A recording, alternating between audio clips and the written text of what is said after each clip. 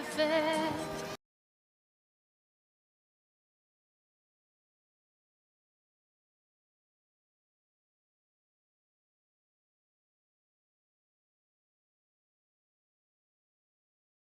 Well done to Christy Neville with a fantastic rendition of Advance Australia Fairs. We get ready to bounce the ball in the 2023 Dunn's Twin City Cranes, Tallangatta and District Finals Series.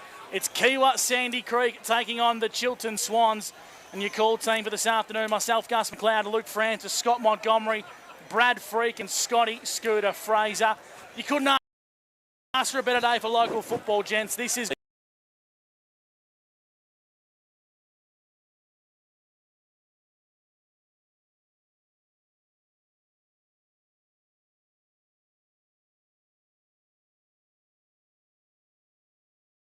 season have probably got, they're the two best teams that are in form right now. Obviously Chiltern had a bit of a slower start to the year, so their season as a whole may not have been as high quality as what some of the other teams are at the right time, and that's all they need to do. You know, you don't need to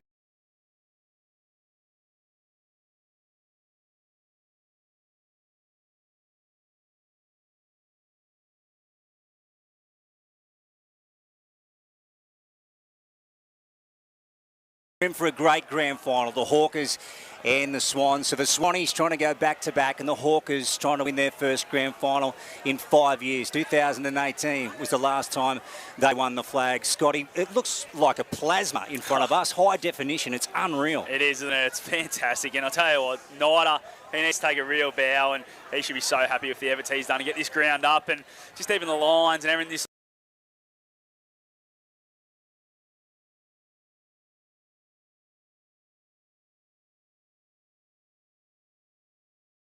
the bush because it comes up like this on a day like today, and that's exactly what we want. When you've got two teams like this going hammer and tong, you want a ground that's going to suit the game style, and that's what we've got today.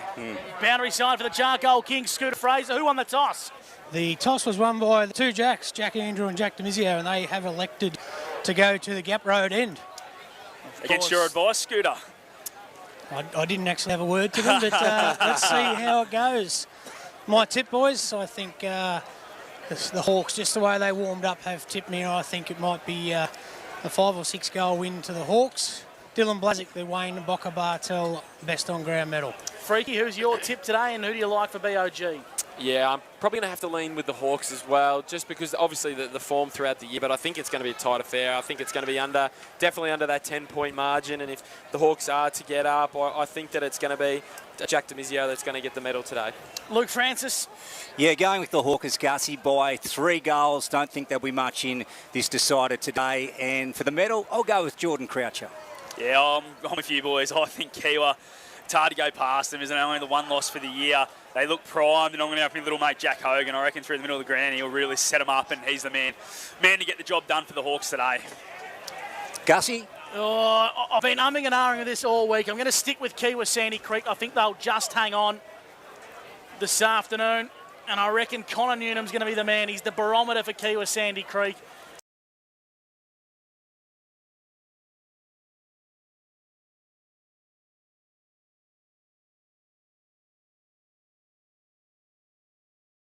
Starting the ruck, boys, so it's something we spoke about in pre-game that they're going to try and tag team Scotty Mayer, so Tristan Mann off the bench to be that second ruckman.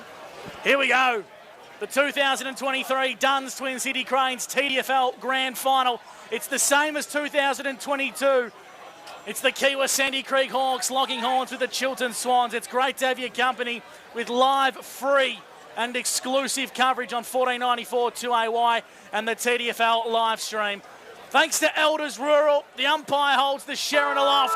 The siren sounds and the grand final is underway with Luke Francis. Yeah, here we go in the TDFL grand final. And up goes Pat and also Meyer. Meyer got a clean tap away and got it down to Vandermeer, and they go forward early to the Pony Club end. The Swans, ball inside 50. Carney picks it up for the Hawks and goes out wide towards the scoreboard. And then going over it was McDonald. Hawks come away though through Carney again, so a couple of early touches, so good for Nick. And down the line here, left of centre wing on the far side, Meyer sees it out in front of Patton. And we'll have a ball up left of centre wing on the far side in the grand final. Any real trends you're noticing early, Monty, for Albridonga MG? Just having a look at how aggressive the Hawks defence want to be. They're trying to stand front shoulder rather than start from behind.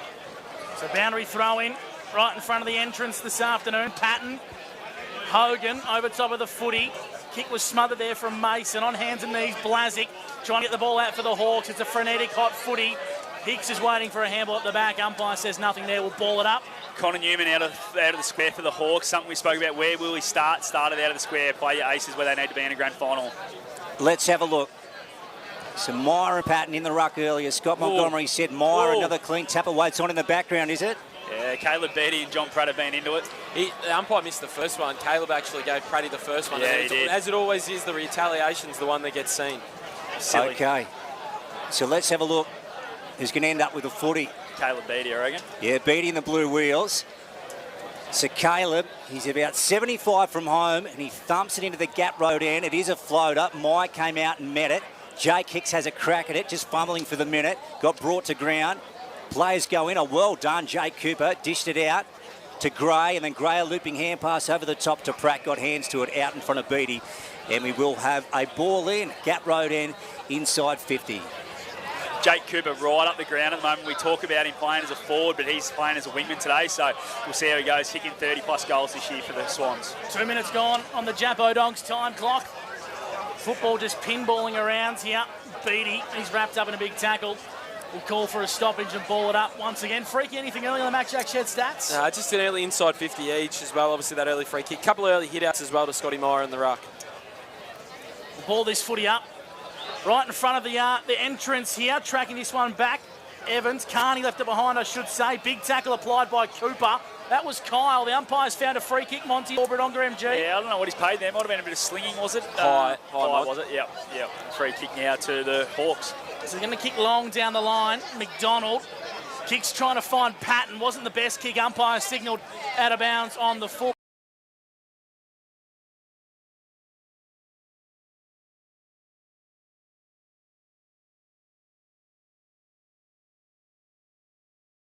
Bloke there. Get it to that bloke there, Connor Newman. He has a 4 or 5 inch height advantage over Stevens, and that's the bloke they want to be having a shot at goal. That's forward pressure we know that Connor Newman can bring. That's what the Hawks want from him early. Meyer won the tap in his defensive 50. Really crowded scenes. Kick on goal from Croucher.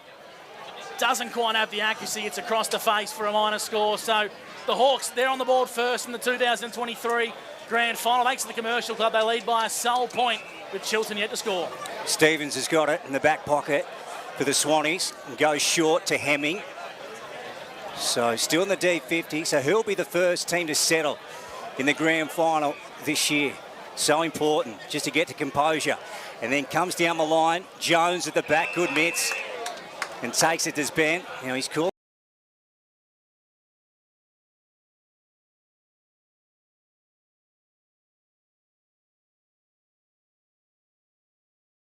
It's right in front of our broadcast spot.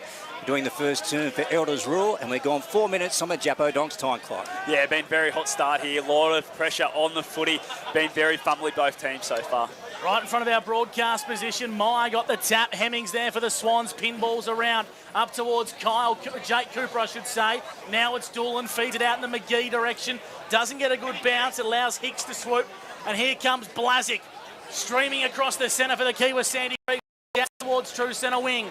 Right foot kick out wide, trying to find pursuit. The Swans have numbers with Garside, and the ball's going to go out of bounds for a restart. True centre wing on the outer side of Sandy Creek. On the Matt Jack Shed stat sheet, an early touch for Jordan Croucher and Dylan Blazek for the Hawks, and for the Swans, John Pratt and Ben Mason, an early touch each.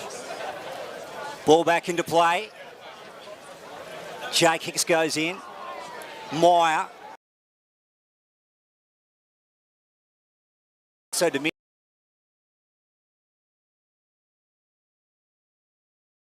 quite make solid contact with the footy. Hogan, Hurley, snap forward, bouncing ball inside 50.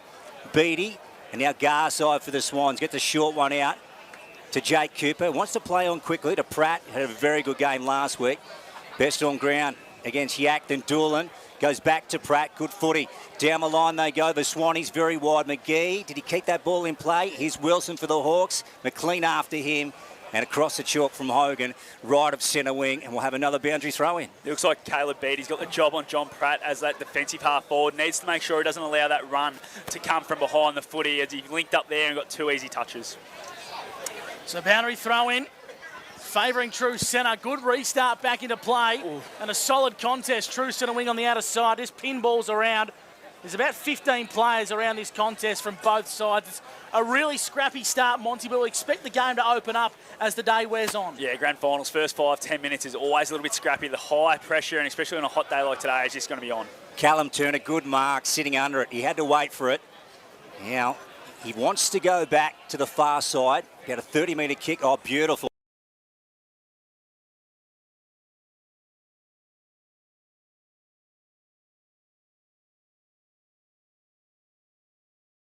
We've got the Hawkers leading 1 behind Neil to the Commercial Club. Just having a look off the ball there. Connor Newman had his arms in the air going, kick it in my direction, please, boys. Stop going to the pocket. Back in. Josh Hicks. He's missed it. 1 behind again. So 2 behinds on the scoreboard. To Chilton yet to score here. Commercial Club scoreboard. Jappo Donk's time clock has gone 7 minutes opening term. Boundary side, Charcoal King, Scooter Fraser. We've had Jack Andrew come on, boys. Zachy Mona's about to come on, and Scotty Bartell. So all starting on the bench. Those 3 are into the game in that 5-minute mark. 2 behinds to the way of the Kiwa Sandy Creek Hawks, who've played 7 minutes for Jappo Donks. The kick in from fullback will come via Van Claveren. At the Gaps Road end, he's going to kick to that far side, the entrance side of Sandy Creek. Flying high across the pack, Tristan Mann takes an intercept mark. Gives a little bit of argy-bargy. Umpire says nothing in it. Now he calls into play on. The left footer kicks to the top of the square. Newnham flies, brings it to ground level. Off the back of the pack, there's good run from Stevens. Kicks inboard. Myers got some work to do. The Hawks are everywhere. Good tackle applied. And he's going to pay... Oh, I thought he had the arms out for a second there, too. Monty. And it's on for Albury-Wodonga MG. Yeah, you don't know what the umpire's going to call sometimes, but I'll tell you what, Kiwis had all the ascendancy. They need to hit the scoreboard and not give Chilton an easy one going the other way. Ball on the flank, Gap Road end. And then Vandermeer just went over the top of Blasick. Okay. What do you think, Scotty? Yeah, I don't know if that was holding the ball, but anyway, umpire's closer than us. Yeah, interesting. Blasick, he now to Bartell. Virtually in the heart of Sandy Creek Reserve, this way to Vogel. So Nathan's got some time. 30-metre kick to Demizio. I think it was intended for Carney, but it ended up with Demizio, so that's all right. Then to Josh Hicks, who's wide. Or Kyle Cooper, was that late? No, umpire said play on, playing the ball. Wilson sitting back there, takes it for the Hawks. Now he's got Callum Turner out, so a couple of early touches for Callum Turner. Started the game nicely. Ducks back inside. Gets some run on for the Hawks. Nice handball to Hogan. Hogan sends it long. High ball inside 50. Wallace sits under it and takes the mark. Very wide out though, Scotty. Yeah, and he'll be kicking straight into the teeth of the wind there, so a very difficult shot from out there. Scooter Fraser said nearly impossible last week to kick it from out there, Lukey, so it's going to take one of the best kicks to get it from about 45 out. Yeah, Ryan Wallace with it. So this grand final still without a goal. Ryan trying to open the Hawkers account for 2023, just pops it up. He knew his capabilities. Or Gray with a big fist over the top. Here's Jack Andrew back into the team, the captain. Got swung around by Brooks.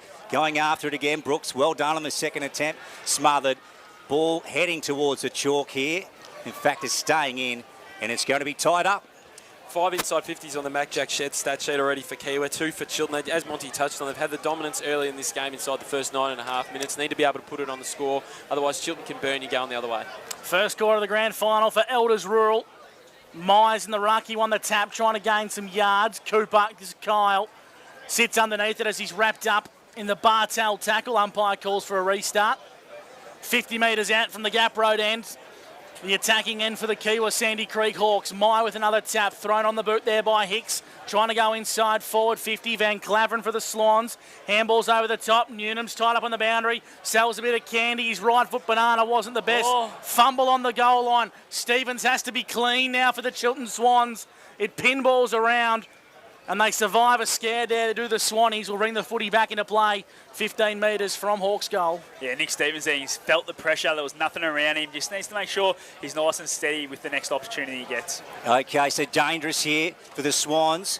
Monarch taps along the ground to McDonald. Swings around right foot. That one's wide. Newnham sits under it. Takes the mark. He takes the mark, does Connor. Now, Scotty, tricky angle. Will he run around and snap it? Yeah, I reckon he will. Knowing the way he normally likes to kick the footy, it's a little bit too tight for him with his drop punts. So I reckon it's running around. But you see there, just a little bit too much strength. Was able to hold off Stevens early and got there first. And I tell you what, he's looking dangerous early, Connor. Yeah, the prolific goal kicker for Kiwi Sandy Creek. He's going to go with the banana here, Connor. Can he peel it correctly? No. Goes to the near side through for one behind. So 3 behinds. Can he peel the banana, Scotty? Oh, that's one of your best, I isn't reckon, it? Lee. It's very, very average. On the very Commercial average. Club scoreboard, Chapo Donk's time clock is gone. Over 11 in the first term, Gussie.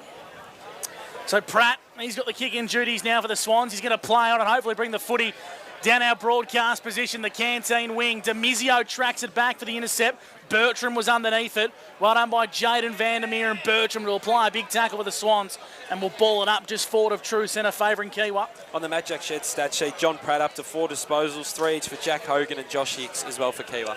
So a ball up. Give that one to Mann. Mona left the ball fall out the back. Coming through there was Collins. Did he get taken high? Umpire said yes. Free kick to the Hawks. It's going the way of Zach Collins for Kiwa Sandy Creek. Umpire calls him to play on now, and Collins is going to send the ball up towards the half-forward line. Big contest forms. Well done there by Mason. Got the handball out and towards a bit of space.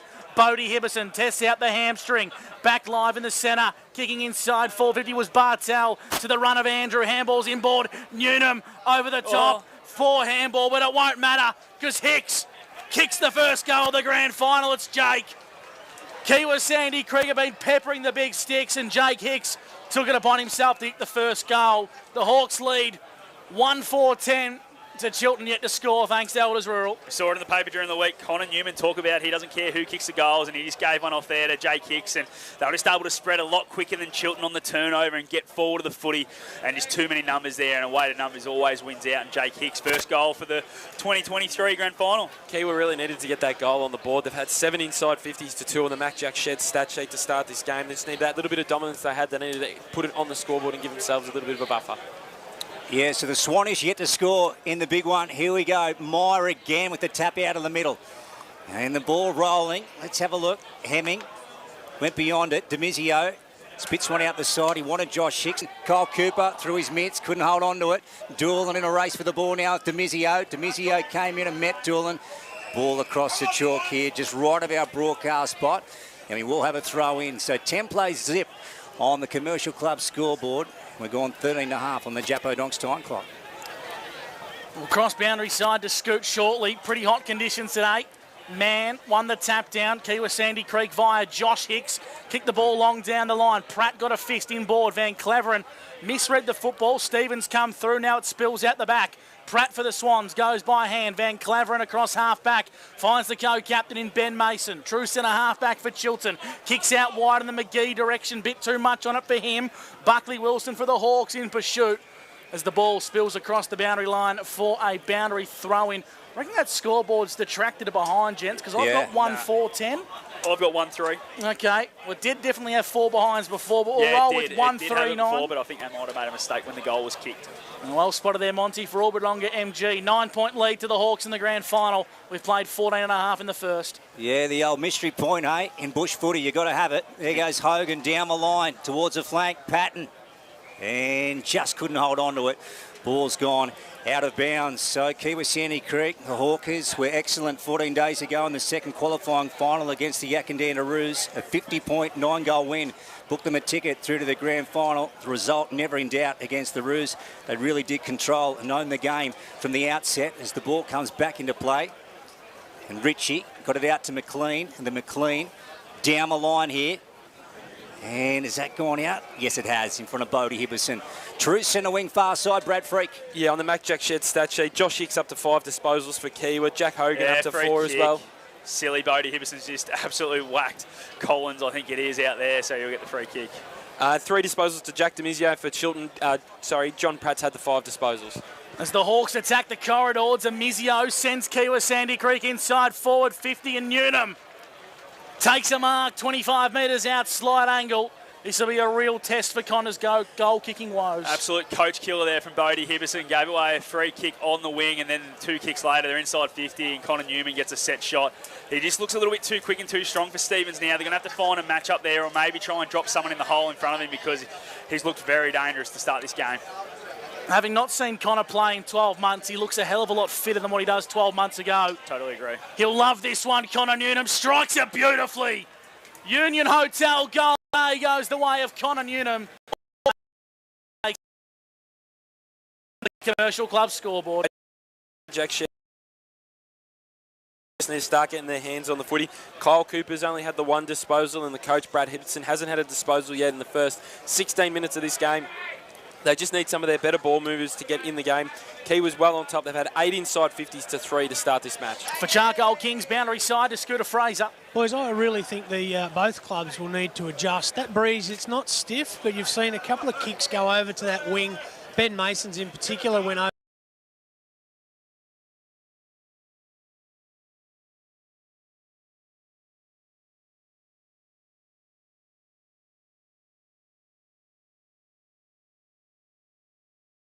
On the board, the Swannies.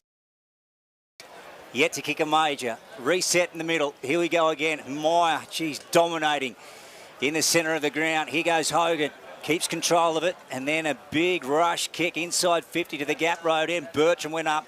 Patton was at the back. Newnham. He's getting his hands on the footy early in this grand final. And then Garside. As the Swannies come forward now to true centre wing. Callum Turner, clever little touch to McDonald. He's wrapped up here. And the umpire's going to take it. Well done by Jones. Man in green.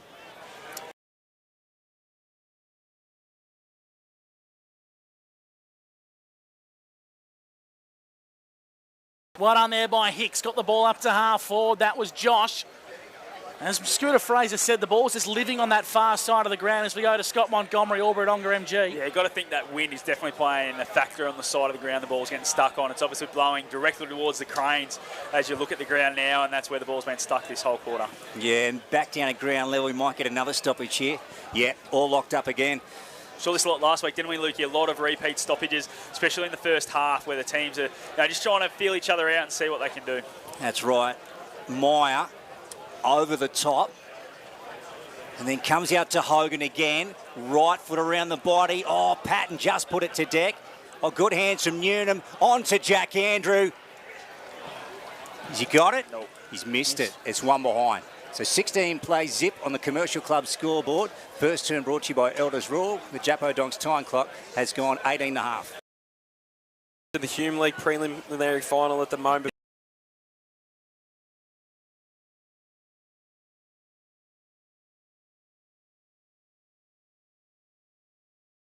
As the broadcast goes on this afternoon, Monty Pratt's got the kicking duties from fullback. They need to start using the ball a lot better exiting D50. Yeah, they do. He's got the kicking duties because he's one of the more experienced and better ball users, but they definitely need to just find that target. I think it's the gulf between half-back and half-forward at the moment that's hurting them.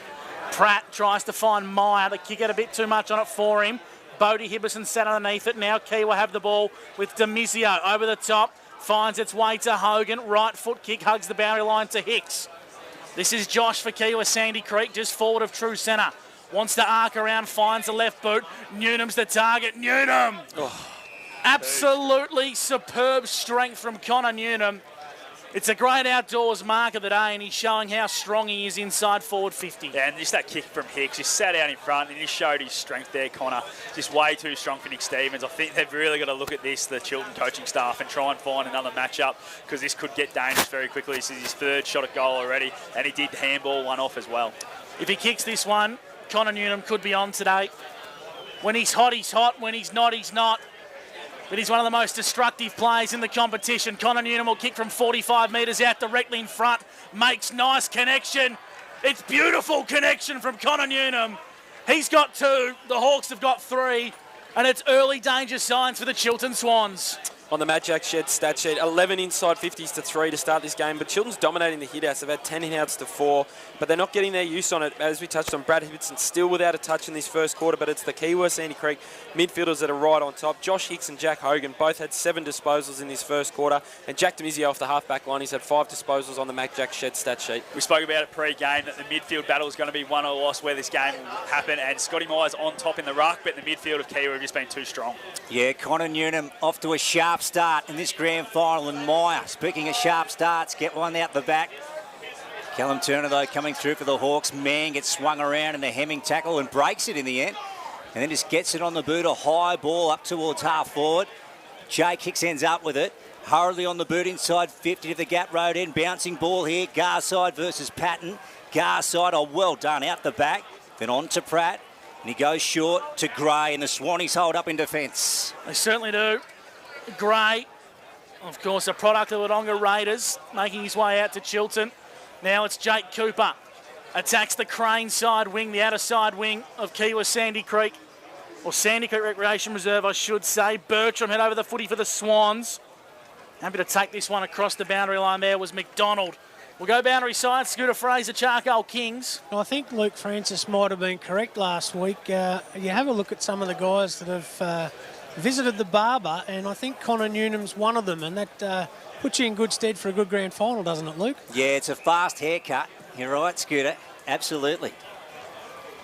You've got to be looking good for the photos in the live stream on GF Day. As Bodie Hibberson goes to the arc of the 50, Pony Club and Cole Cooper brought down. Look at the players boring in for the Sharon. Umpire's going to call for it again. So 22 plays zip, Commercial Club scoreboard. And the Hawk is well up here. Japodong's time clock has gone 21. 22-point lead as McGee tries to hit the Chilton Swans inside forward 50. It now lives on the arc of their attacking third. The umpire calls for a restart. As a wasp flies its way into the box. Monty's in a bit of a set of panic there. Yeah, I'm out. Kick towards the top of the sticks. That was okay from McLean. The Hawks have numbers behind the footy. Umpire said that one went out of bounds there. I think as Carney tried to clear defensive lines, umpire says we'll ball it back in. And a bit happening behind the footy here, Monty, or Wodonga MG. Yeah, there's a lot. A couple of players gone to ground. You just don't want to see a silly free kick given away in retaliation here from Kiewa. They don't want to ruin a great start they've had to this game. Yeah, Nathan Vogel went to the turf here in the pocket, and he got up pretty quickly, though. There's nothing wrong with him, just playing for the kick. And Wilson out the back. Stevens grabs it for the Swans. On to Bodie Hibberson. Now, this is a chaos ball bouncing in. Who comes out? It's Evans. And gets a handball out to Bartel. Uses Demizio. Just keeps it in play. Brooks was after him. Van Claveren, well done to get there and take the mark for the Swans. Short. Didn't come off to Blasick. He was onto it.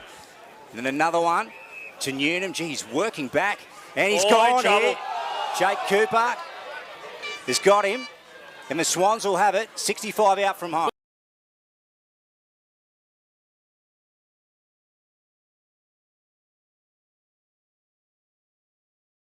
Working hard, coming through Van Claveren, tries to impose himself onto the contest.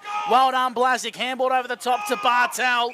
The Chilton supporters are getting vocal. Monty or Wodonga MG, not the kick from Cooper. No, definitely not. And I think Hemming might have want that one over again. Could have gone back a little bit harder, I feel. There was no one behind him, but probably no talk to let him know what was coming. Meyer won the tap. Coming through there was McLean. Umpire calls for a restart. Chilton desperately need a goal here. 23, almost 24 minutes gone for Japo Donks. They haven't scored yet, the Swannies. They trail by 22. Brooks thought he got taken high around the shoulder. Umpire didn't agree. Bartel wrapping him up.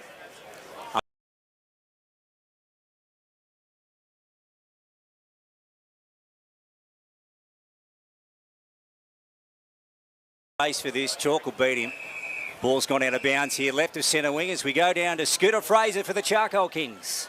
Certainly some great matchups, boys. One that I'm really looking at is Vogel on Doolan. He hasn't left his side and not going to give him an inch. Man, probably getting the upper hand here in the ruck as Hemming goes in the Brooks direction for the Swans. Brooks evades a teammate, kick down the line was smothered by Collins. And Chilton just haven't looked themselves today, Monty. Is this because of the way the Hawks are playing, or Chilton haven't brought their A game? No, I reckon Key was pressure around the footy has gone up another level here, and Chiltern need to find a way to get through it. They haven't been able to link up and run yet, so that's what they'll be looking to do. 4-goal lead if you just tune in to 14.94 2AY in the live stream. The Hawkers up, and here they come. Chiltern through Gray, trying to find Kyle Cooper. Carney at the back. Well done, Kyle Cooper. Back onto that right boot. High ball. McGee sitting under it. Wilson takes the mark, though, for the Hawkers. At the Pony Club end, near side, back pocket. Now, what can he spot up from here? Play a little stagnant. That is a shocker. Ashton Brooks ends up with it. He's 60 from home here. As he starts to wind up now, puts it up to the hot spot. McGee, yes! Kyle McGee's taken the mark. Yeah, great kick. Ashton Brooks done a couple of really nice things so far today. Nice chase down tackle earlier, and then that mark there off a bit of a missed kick coming out of the defensive half from Buckley Wilson, and then it was a beautiful kick in McGee's favour, and that's what they need to do. Get it to McGee, get it to Dunn a little bit more often with him having a chance, and not let the back six of Kiwi drop off and help out. So for Swannies to steady the ship through Kyle McGee. Pony Club end. By the time he strikes his share, to be 25 out. Here he goes, Kyle. Needs to put this one through for his football club. Just to calm them down, and he does. He kicks it all right. So 22 plays 6 on the Commercial Club scoreboard. And there we are in the first break on grand final day. Well called, Luke Francis. The Swans desperately needed that one on the eve of quarter time. Quarter time sees Kiwa Sandy Creek lead 3-4-22 to Chiltern, 1 straight 6. You're listening to 2023 Dunn's Twin City Cranes Grand Final. Thanks to our broadcast partners NZ Albury and Lewis Dixon Homes, where you won't miss a thing. We'll help you get the job done. We'll make your job a smooth one. Dunn's Twin City Cranes. For your semis, riggers, spotters, cranes. Safety is our second name. You're looking pretty with Dunn's Twin City. No job's out of reach. Rig it, lift it, move it, shift it. No fuss, talk to us. We'll help you get the job done. We'll make your job a smooth one. Dunn's Twin City Cranes. CADMAC want your machinery to keep working as hard as you do. So, as you're gearing up for the busy season, now is the time to stock up on your machinery oil and net wrap. For a limited time, get a free cap when you buy 20 litres of any New Holland oil. Or get a free jacket with every pallet of New Holland net wrap or bale twine. These offers are only available at CADMAC and while stocks last. CADMAC, helping you grow for life. T's and C's apply.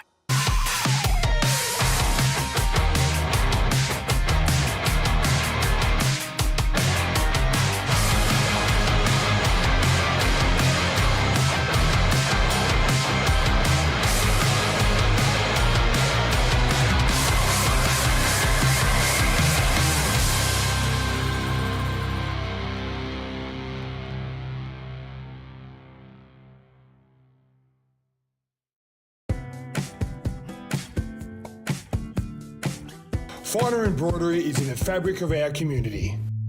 Any logo on anything so your business can proudly present themselves well. Embroidery that adds that personal touch that doesn't break the bank. Join the Finer embroidery community today. Proudly supporting the TDFL.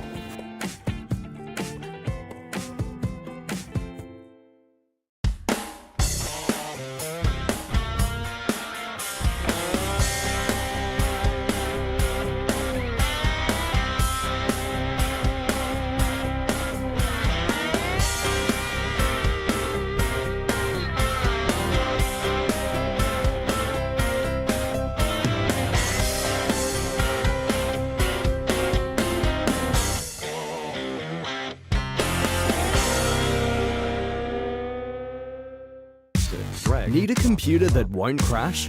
Need your Wi-Fi turbocharged? Need better data backup? Whatever you need your computer to do, Wangaratta Computers will help you do it better. Because that's what we do best. wangarattacomputers.com.au. Wide it, space it, and erase it. Finer embroidery is in the fabric of our community. Any logo on anything so your business can proudly present themselves well. Embroidery that adds that personal touch that doesn't break the bank. Join the finer embroidery community today. Proudly supporting the TDFL.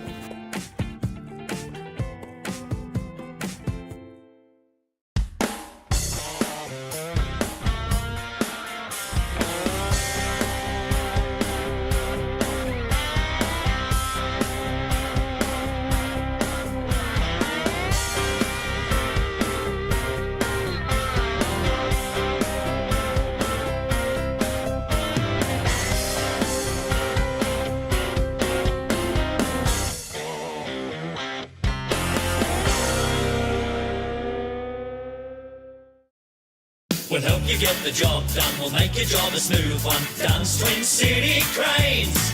For your semis, riggers, spotters, cranes. Safety is our second name. You're looking pretty with Dunn's Twin City. No job's out of reach.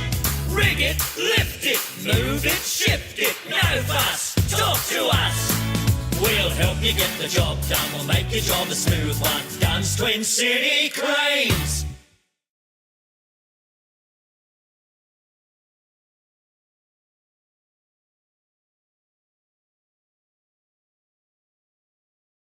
Swans 1 straight 6. As we go to Brad Freak for the Reconnect Communications quarters best. Reconnect Communications, a big shout out to Quickie and the team for helping out with our broadcast this afternoon. Yeah, in that first quarter for the Kiwa Sandy Creek Hawks, I thought Connor Newman up in their forward line. He kicked a couple of goals. He was outstanding. And even Luke Francis caught it beautifully throughout that first quarter.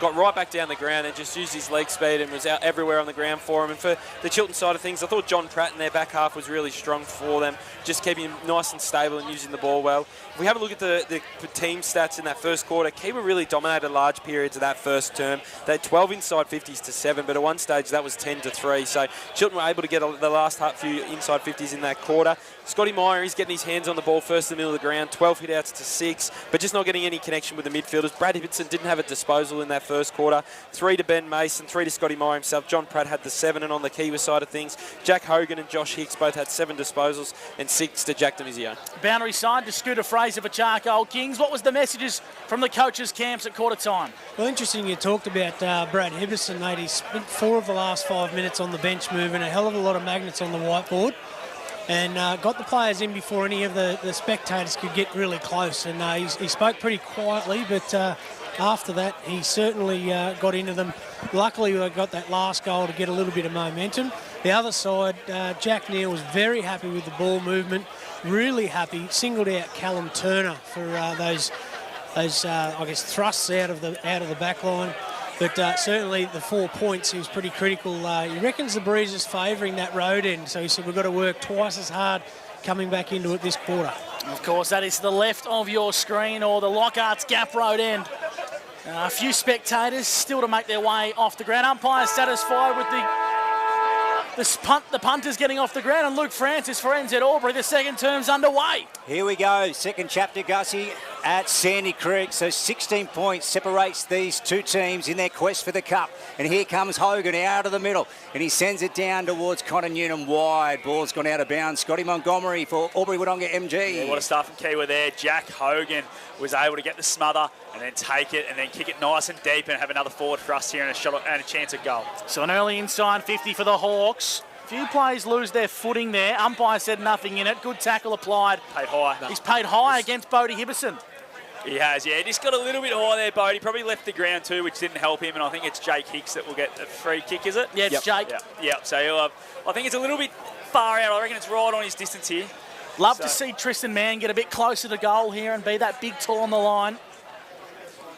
He might even be looking for a lead-up option. Turner provides it. A lead is ignored. Jake Hicks is going to have to kick this one, I'm going to say 55 metres by the time he makes contact with the Sharon. To the Pony Club end. Nice strike of the football. It's to the top of the square. I reckon it's almost got the legs touched. Touched on the last line. So Kiwa Sandy Creek doing all the attacking. They lead 3-5-23 to Chiltern. 1 straight 6. That's thanks to Inspirations Paint. The kickings come in from full-back, and it's with Hemming. Yeah, great effort from Jake Hicks, Scotty. Yeah, absolutely. Just that little bit short, but got to be a little bit smarter and know your distance. I don't think 50's really outside his distance, and he would have known that. Ash Van Claveren try to hit Mason over the back. Pratt mops up. Back to Mason. Then he gets one wide here to Ritchie, and Ritchie goes right down the line to centre wing. McGee, who kicked the Swannies first. And then out the back here to Kyle Cooper. Look at that. Over the silo it goes, down the other side. Carney takes the mark. And then he wants to square it up to Blasick. Brad Hibberson will man the mark. Hawks have got it on the half-back flank through Evans. Gap road ends. McDonald's running for him. Now that kick was a little off. Brooks onto it. Gee, reads it so well, Ashton. And now he puts the afterburners on. He might be gone here. 3 Hawks on 1, yep. And he's come to the deck. In front of him, did he, gents? No, Caleb was a great shepherd too, but then that left nothing behind him. Tristan Mann, true centre wing, clubroom side of Sandy Creek, plays on. The booming left footer kicks inside, forward 50. Van Claveren went to track it back, but Newton he's called in the play on. Played on, that should be holding the ball. Patton emerged from the contest on the last line. I've actually lost where the footy is freaky. There it it's is. at the top of the goal square. Snap has missed. Monty, talk us through that for Orbadonga MG. Yeah, a lot going on Newton there. was in 2 minds. I think he thought he cleared everyone out there, but he just did a great defensive effort to tackle him, and he had to give a handball, and Jake Hicks ended up running onto it near the goal square and just wasn't able to snap it over his shoulder. Absolute carnage there, Lukey. Yeah, chaotic, Gussie. You're right about that.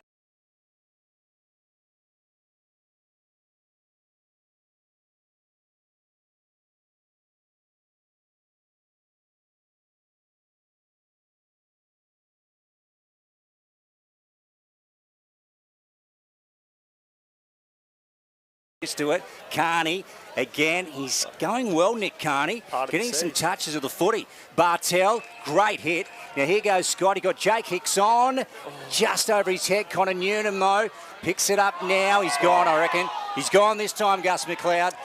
And the umpire is going to give it back to the Swannies through Gray. Yeah, Jack Gray's 2 defensive efforts in a row now, and it's been absolutely fantastic. But Nick Stevens got to pay a lot more respect to Connor Newman. I reckon he's sort of wondering a bit too much about him running back towards goal. Just try and let him lead up towards goal. Great switch from the Swans. It came via Van Claveren. Now it's Bertram. He kicks inboard.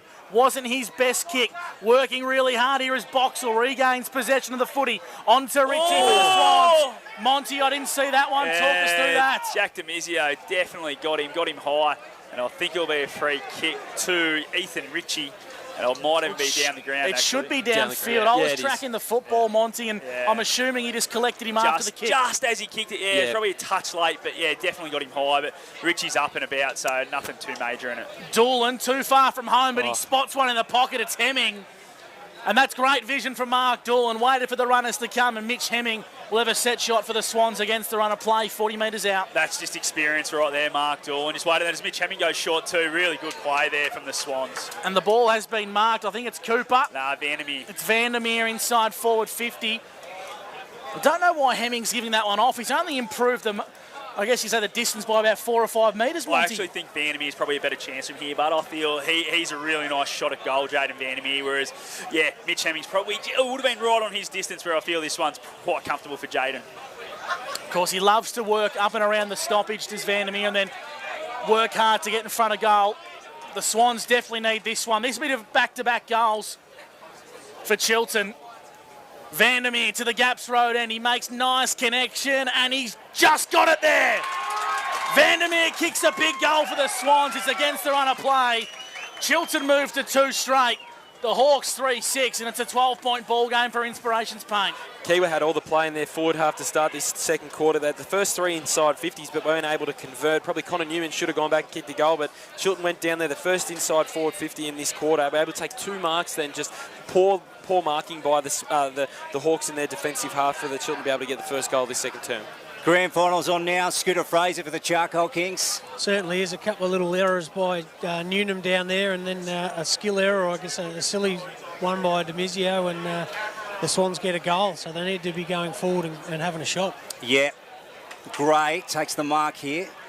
Across the half-back line. Hasn't he, Lukey? He has, Scotty. Played a good game last week too, didn't he? Yeah, he did. He was fantastic across that half-back line for the Swans. So the Hawks with the first 3 of the game, and then the Swannies with the goal either side of the quarter-time break in this grand final, 24-12 on the Inspirations Paint scoreboard. Now long ball to Doolan. He's going to bring it back. I think There's a throw? Yeah, there was a throw paid, and I reckon it's probably the right call. I think everyone had stopped, weren't sure what was going on, so probably the right call there.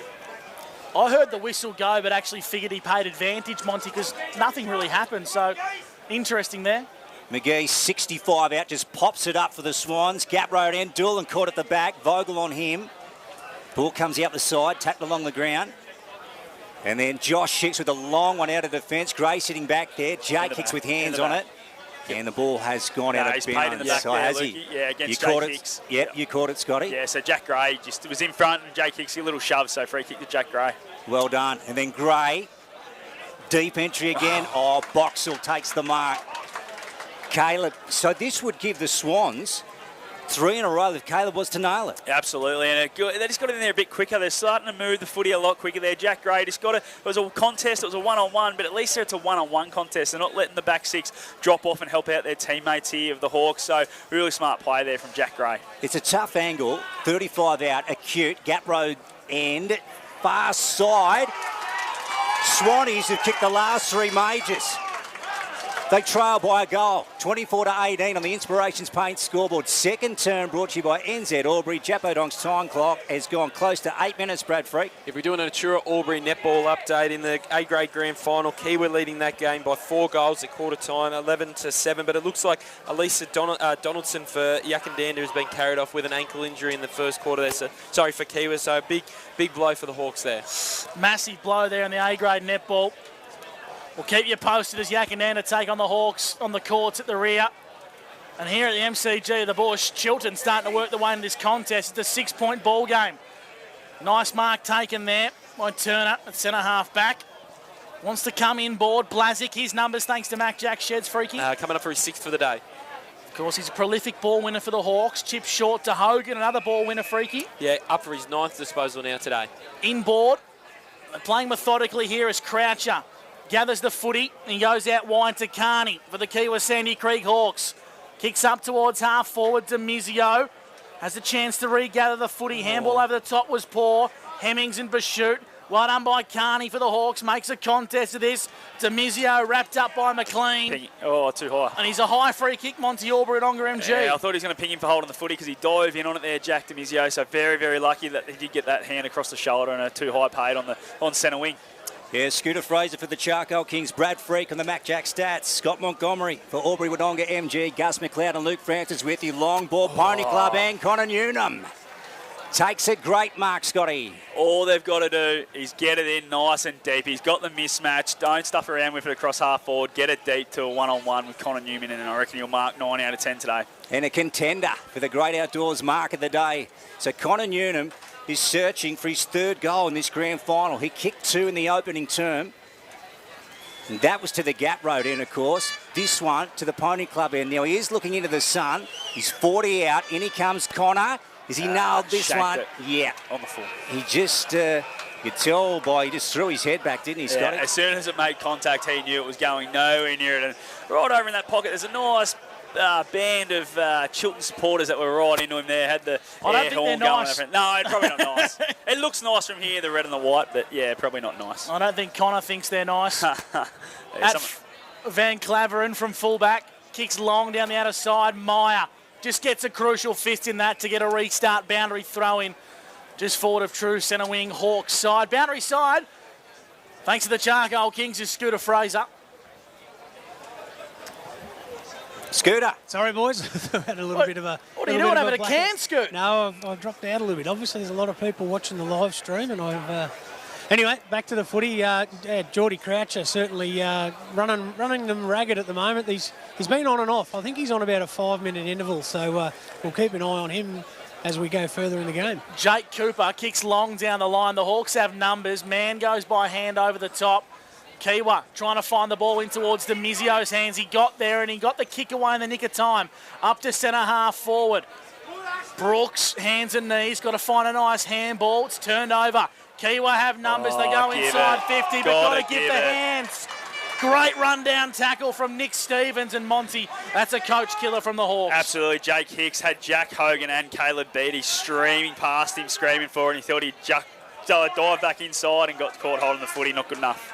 Yeah, good call, Scotty. He broke one, tackled Jake, and then he wanted to take the second tackler on. Didn't work.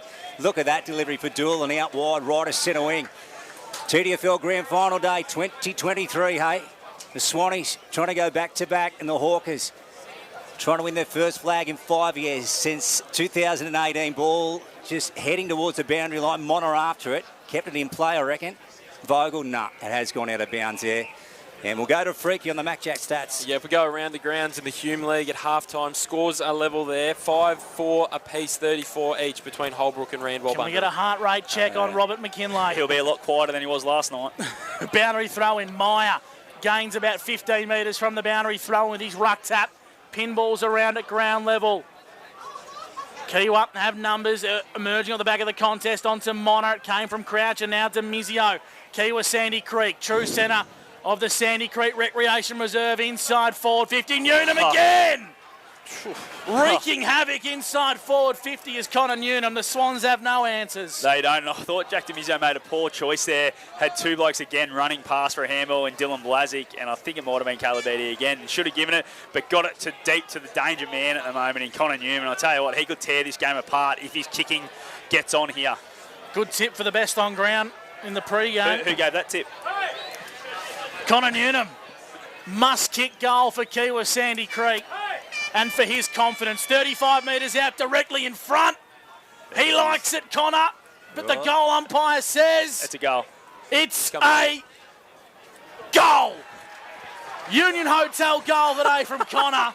The goal umpire has a real sense of theatre.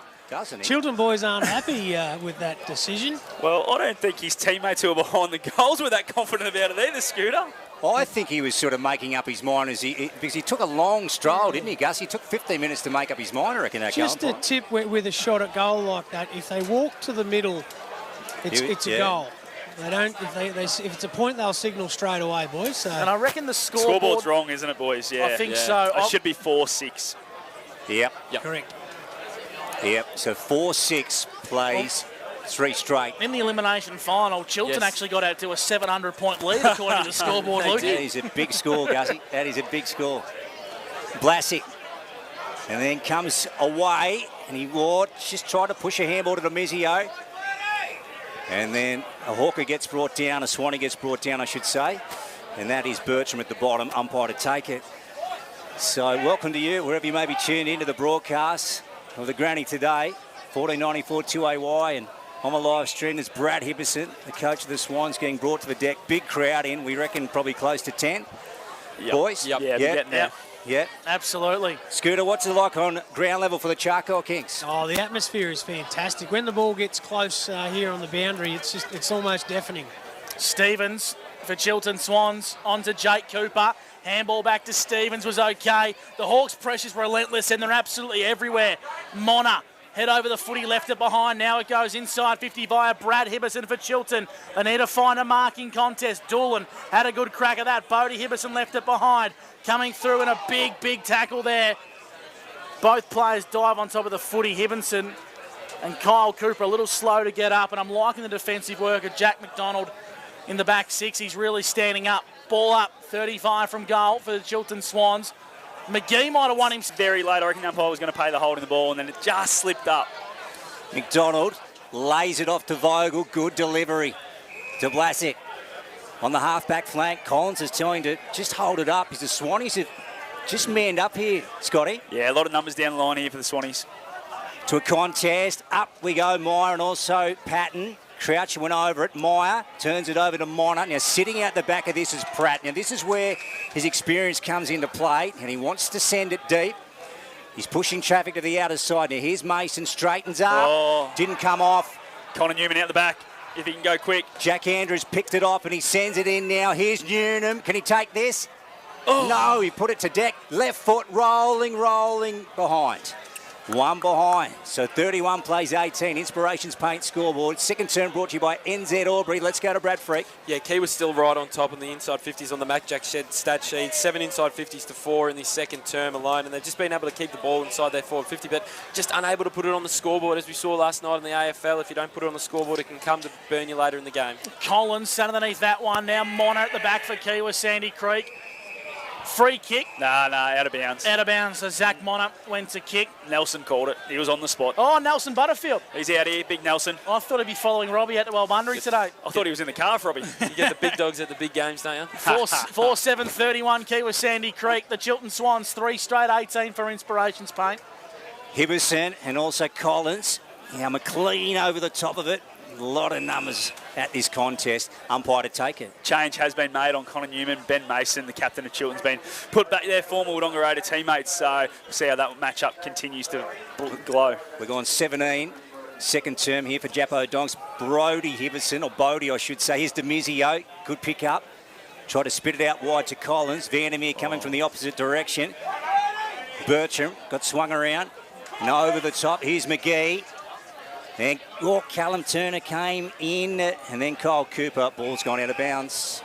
We'll go to Freaky for an Atura Albury netball update. Believe it's half-time, Freaky. Yeah, Yak leading that game by a goal, 20-19. They've come back after having a 4-point deficit at quarter time in that match. So boundary throw-in. It's a good-looking one as well. Wilson brought it to ground level, out the back of the pack. Might have been a free kick. Umpire said play on. Bertram, he left it behind. Coming through was Richie and Jake Cooper. Inside 50 to Mizio. Sits under the footy nicely, Monty, and that's what the Hawks wanted to do, have the footy in this man's hands. Just read it really well, didn't he? Dropped off the stoppage very early, and it was a slight little kick out the back, and he was the first one there. And I'll tell you what, Mark Dawn looked after his former Raiders teammate there because he really could have gone through him. Croucher, good mark from Patton on the half-forward flank for the Hawks. Now here they come, the brown and gold. They get another entry, Newnham at the back. Mason! Mason has taken an absolute hanger. That is a contender for the Great Outdoors mark of the day, and I dare say it won't be beaten. What a mark from Mason, boys. They needed the captain to step up, the Swans. He got the big job on Newnham. His kick wasn't the best, though. It's been intercepted here by Tristan Mann, who's a kick and a half from goal, so he kicks to the hot spot. Big contest forms. Newman! Too big, too good, too strong. Connor Newnham out-wrestled Ben Mason, and he is just busting this game right apart. Connor Newman, he's the difference. Yeah, absolutely, has been so far. And that inside 50 previous one where Ben Mason took a Great Outdoors mark of the day contender, he was able to get a run and jump at it, whereas that one, when he had to wrestle with Connor, he was just too strong. So he's going to have to stay off him as much as he can and not let Connor go one-on-one with him. 3 goals, 2 behinds and 1 on the full. Connor Newnham for his 7th look on goal. He's kicked it. It's through the big sticks. He tells the Chiltern supporters what he thinks of that one. And Connor Newnham kicks his 4th major. And the Kiwa Sandy Creek Hawks 5th. 4 marks inside the forward 50 for Connor Newnham in this second quarter. They've had 9 inside 50s this term, Kiwa, so they've been able to find him fairly regularly, as Monty keeps touching on. Chiltern have only gone inside forward 50 5 times. John Pratt has had the 4 disposals for Chiltern in this second term. Jack Demizio, he's up to 12 disposals now for the game. Jack Hogan, he's up to 11 disposals for Kiwa Sandy Creek. The boundary side for Charcoal Kings, it's Scooter Fraser. Yeah, a bit of feedback online, boys, that Newnham is not exactly from the Raiders. Are sticking it in online. So, Sandy Beach are saying Newnham and Hogan are from Border Wawa. Very good, Scooters. So Connor Newnham, mate, with a quartet 4, and we've only gone 19.5 in the second term. Could be a very big day for him. Ball heading towards the boundary here. Left of centre wing on the far side, and it's gone out of bounds. The Swans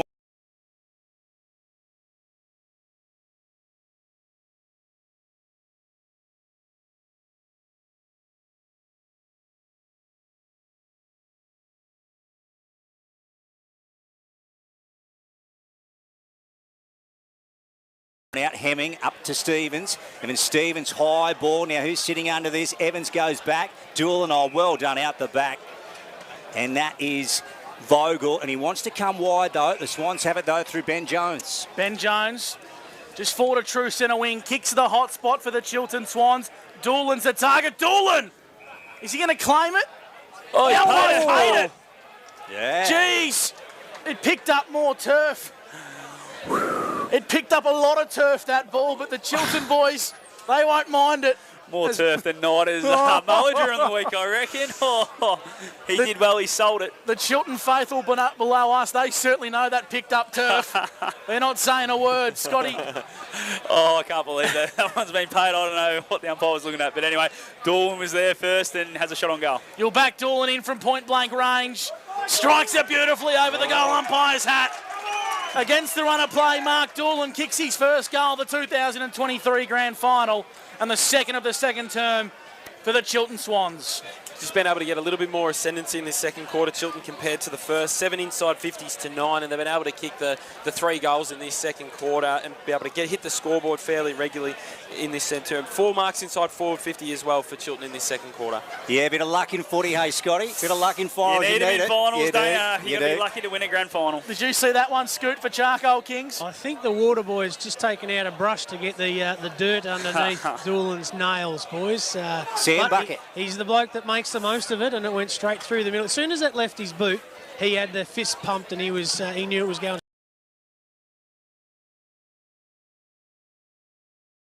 Yeah, you need a break here and there.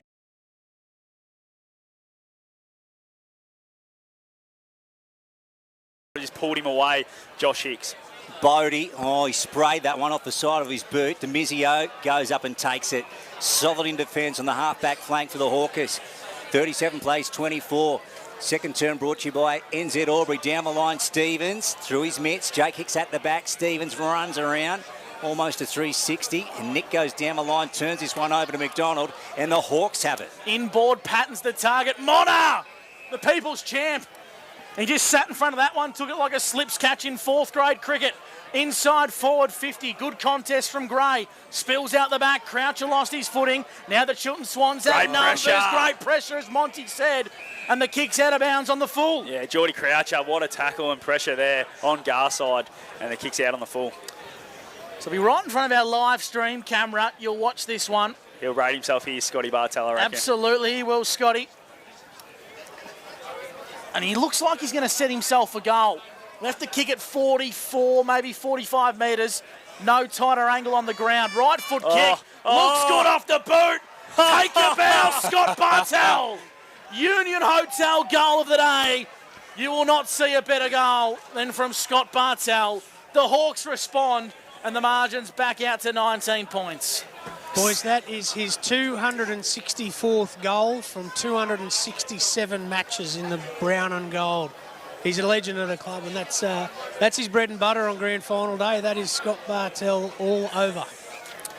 What a great quarter of footy. So 3 goals to each club. 3 goals to each team. And Scott Montgomery, you won't see a better goal kicked at Sandy Creek Reserve than that. No, you won't. He kicked it beautifully with that win, and he celebrated as soon as he hit the boot. He knew he'd struck it flush and straight through the middle.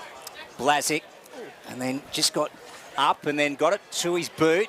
Wallace tried to come over the top. Handball out to Hogan. Hogan, can he keep control? Yes, he can. And he goes inside 50. Newnham just out of his grasp. Second attempt, trying to wheel around. Gray's got him now over the top of it.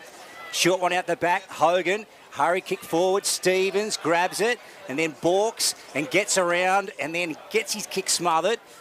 And then players fight away with it. Hogan again doing some great stuff and work in the last few moments, and the umpire will have it. So it's at the Pony Club end, about 35 out from goal. Jack Demizio up to 7 disposals in this second quarter for Kiwi Sandy Creek on the Mad Jack Shed stat sheet. Well done by McGee. Just gained some yards there for the Swans, exiting defensive 50. Now Kyle Cooper's got to go to work against Carney. Umpire's going to call for this one. We'll ball it up. True centre wing out of sight of Sandy Creek. Nick Carney's doing an outstanding job on Kyle Cooper. Kyle Cooper's only had the 4 disposals on the Matt Jack Shed stat sheet in the first half. And then you get him in the middle of the field, freaky. Just get him up around the footy, get his hands on it, try and get him into this game somehow. Vandermeer, and just swings it around his body. And then Evans, he lobs it up, back for the Hawks. Wallace come over the top, grabs it on the second attempt, turns it over to Vandermeer. Vandermeer goes again, so there's a take 2. Doolan at the back. Good fist away by Vogel. Demizio just overran it, had momentum. Doolan, then out to Brooks, has now lost the sleeves. Goes long, bouncing ball down there, over the back, trying to get to it. Meyer. Well done. Oh, well done. Josh Hicks, was it? No, Cal Turner. Callum Turner, well done. Just getting back in the nick of time. Bit of pressure, and the kick went wayward. That's experience right there. Cal Turner left his man early and got across to help the one-on-one between Wilson and Mayer and was able to affect the kick. 19-point lead to Kiwi Sandy Creek. The Chiltern Swans into attack. Brooks, he's ditched the sleeves and he's applied a big tackle. Umpire says we'll ball it up. 20 metres out from... Don't they? Kept within 2 kicks is what they need at half-time. Meyer took it out of the ruck, brought it to ground level, losing his footing.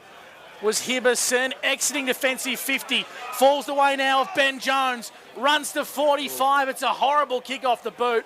Is it out of bounds on the forward or it bounced? Bounced. It bounced in the field of play. We'll have a restart 5 metres away from Chilton goal. I don't think he could have kicked that any worse than Benny Jones. It did not spin right at all, but out of bounds is a good result here with Scotty Meyer resting forward. We'll take this ruck contest. Yeah, let's have a close look for our listeners on 1494 2AY and the viewers on the live stream.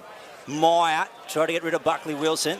Brooks again searching for it at ground level. Out to Kyle Cooper. Right foot scrubby kick along the ground. Meyer picks it up. Dishes out to Brad Hibberson. Hibberson. Yep. Brad's got it. Touch, boys. Touched. Touched. Yeah, umpire's called it. Touch off the boot, the field umpire. Good call. Good call. So it looked like Brad Hibberson had nailed the goal, but it has been touched and it's gone through for one behind. 27 minutes gone on the Japodonks time clock. Kiwa survive a scare on the eve of half-time. It's a minor score to the Swannies. 43 plays the Chilton Swans. And we're just getting the score back up on the scoreboard. We'll get to that one shortly. We've played 27 minutes here on the Japodonks time clock. Free kick, holding the ball, Monty. Yeah. Well, that says it all. Don't know about that one. Ashton Brooks, he's ditched the sleeves. Kicks to the hot spot. Doolan's the target. Well read. Umpire said it was touched. Doolan plays on and kicks a much-needed goal for the Swans. All class is Mark Doolan coming to the forefront as he kicks his second. The Swans desperately needed that one. They moved to 5-1-31. Kiwa Sandy Creek, 6-7-43 for Inspirations Paint. Nathan Vogel did all the hard work, got the hand of the footy, but just wasn't able to stop it getting out the back, and Mark Doolan showed all his class there for a great, classy finish from 45 out. Just been able to get a little bit more footy move in their forward half, Chilton, in this second quarter. They've had the 10 inside 50s to 11. They've been able to match Kiwa when the ball does go in their forward 50. John Pratt had the 4 disposals as well, and Jack Demizio is up to 7 disposals for Kiwa in this second quarter. So we're right on top of the long break. We've had 7 goals in the second term. 4 to the Swannies and 3 to the Hawks. What a quarter of footy to the GF. And the halftime show will be brought to you by the Shed Company. So looking forward to that. Now Blasick. Got the momentum here, Chilton. Haven't they what? So Ashton Blasick Brooks has brought been down. great this quarter, boys. Brooks, Since he ditched the sleeves, boys. Absolutely. half-back flank. And then sends it to the half-forward flank. Oh, good mark from Beanie. Hogan it is, the 2 blondies.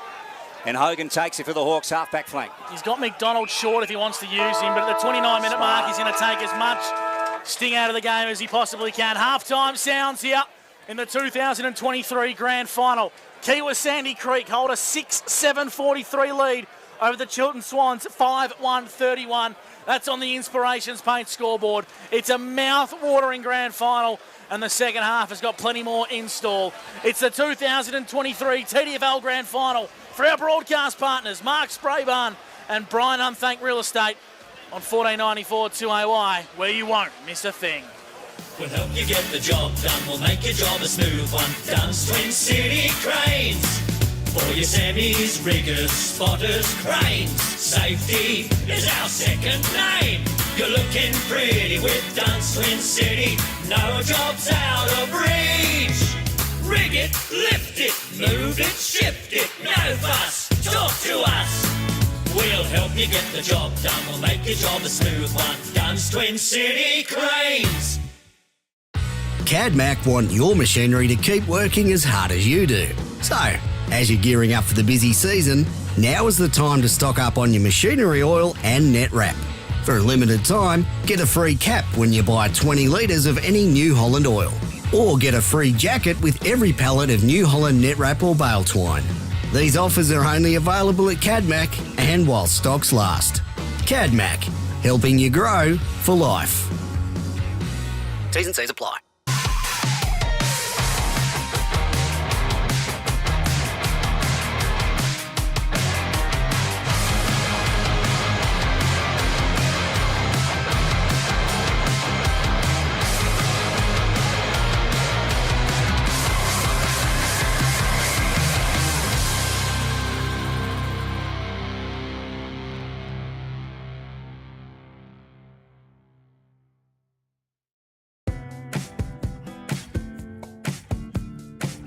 Finer embroidery is in the fabric of our community. Any logo on anything so your business can proudly present themselves well. Embroidery that adds that personal touch that doesn't break the bank. Join the finer embroidery community today. Proudly supporting the TDFL.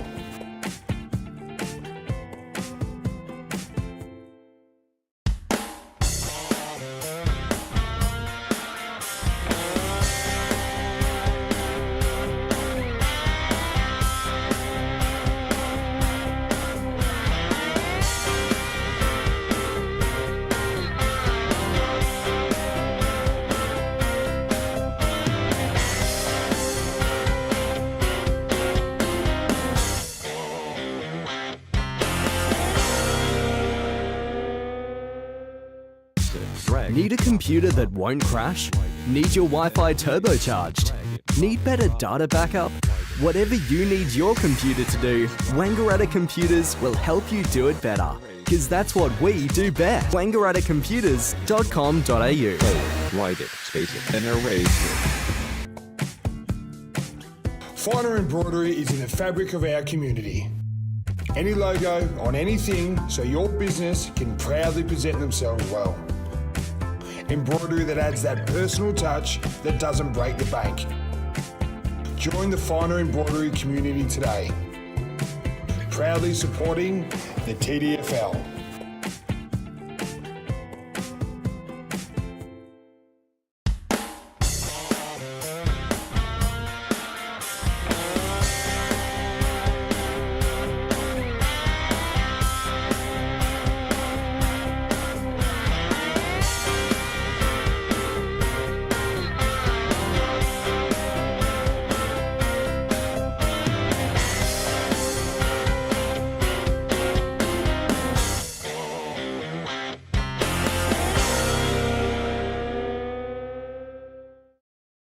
We'll help you get the job done. We'll make your job a smooth one. Dunn's Twin City Cranes. For your semis, riggers, spotters, cranes. Safety is our second name. You're looking pretty with Dunn's Twin City. No job's out of reach. Rig it, lift it, move it, shift it. No fuss, talk to us. We'll help you get the job done. We'll make your job a smooth one. Dunn's Twin City Cranes. The Shed Company. Custom designed sheds made to your exact requirements. The TDFL Grand Final on 1494 2AY. Yes, welcome back to the Sandy Creek Recreational Reserve for the halftime wrap. Thanks to the Shed Company. When details count on the Shed Company. And Freaky joins me for the halftime wrap. And mate, what a half of footy. We thought Kiwa probably had all the ascendancy and we're going to blow them away, but Chilton just stuck around and it just showed that, you know, they've got 13 premiership players on that side and they're able to just hold it together and go in with a 12-point deficit, 6-7-43 to Kiwa, 5-1-31 Chilton. What a game of footy. Yeah, it's been an outstanding first half. Probably just a bit of poor kicking. A goal from Kiwa is partly the reason why Chilton's staying in this game, but Chilton's second quarter was outstanding. They were able to go blow for blow with Kiwa as well. So this game's just set up so beautifully for the second half, I reckon. It's really, I know we look here now and it's a 12-point margin at half time, but there's a genuine case for both teams to come out here and blow the game open. We've seen the skills that they've been able to use and establish in the first half and in their games leading up to this. It's been outstanding. If Connor Newman he's been probably the best man on the four shots at goal in that quarter and was only able to kick 2. Yeah, he's kicked the 4 goals in the first half as well, but if he's been able to kick straight, the Hawks would probably be an extra couple of goals up going into half-time, but they're not, but they're getting plenty of footy into him. That's probably the message that will be coming from the coach Jack Neal and the coaching staff at half-time. Yeah, I'd love to see him just open it up now, go one out, Connor Newman out of the goal square, everyone up out of the area, because every time they kick it deep to him in a one-on-one, he hasn't been beaten yet, except for that one great mark from Benny Mason, which is a bit of a fluke because he was able to get off him and be able to jump at it. So it's one of those ones. We'll just quickly wrap up the goal kickers. As we spoke about, Connor Newman's kicked the 4 for Kiwa, while Scotty Bartel kicked a ripping goal well from the pocket, and Jake Hicks has 1. And for Chiltern, we have Mark Dorland with 2, both in that second quarter, and then singles to Jaden Vandermeer, Caleb Boxall and Kyle McGee. And we'll have a quick look at the stat sheet. Freaky, what are they telling us at the moment? Yeah, pretty even in the team stats. Obviously, in the first quarter, Key were able to get a little bit ahead in the inside 50s, so they're 23-17 at halftime. In that second quarter, it was 11-10, so both teams able to get a bit of footy going in their direction. Chiltern is winning more of the footy out of the middle of the ground. They've had 8 centre clearances to 3 in that first half, so just able to get a little bit more on top in that area, but it's not really producing on the scoreboard just as yet. But it's probably the trend that they would like to see if you're Brad Hibbertson and the coaching staff, just being able to get the ball moving in your direction and being able to get on top in that area. If we have a look at the player stats, Jack Demizio and Jack Hogan for Key West Sandy Creek both had the 14 disposals at halftime, being really, really good. Josh Hicks had the 11 and Dylan Blazix had 10. Well, if we have a look at the Chiltern side of things, probably a little bit more quieter from some of their bigger names. And if they really step up, it's probably, again, one of the things that they might be a little bit happy about. They're coming back into this game without a great influence out of the like of Kyle Cooper and Brad Hibbertson. Brad Hibbertson's only had the 3 disposals to half time. Standards, isn't it? It certainly is, and especially what we've seen out of him in the final series up to date, he's been outstanding. And Kyle Cooper had the 5 disposals. John Pratt, he's had the 11 touches in the first half. He's been really solid for them across half-back line. Yeah, he's one of those guys. He's just stood up for him every time the ball's come in, hasn't he? He's been able to read it quite well, and he's their driver from half-back, and I feel that he needs to get the footy in his hands a little bit more and be able to come back through the middle, which we saw happen.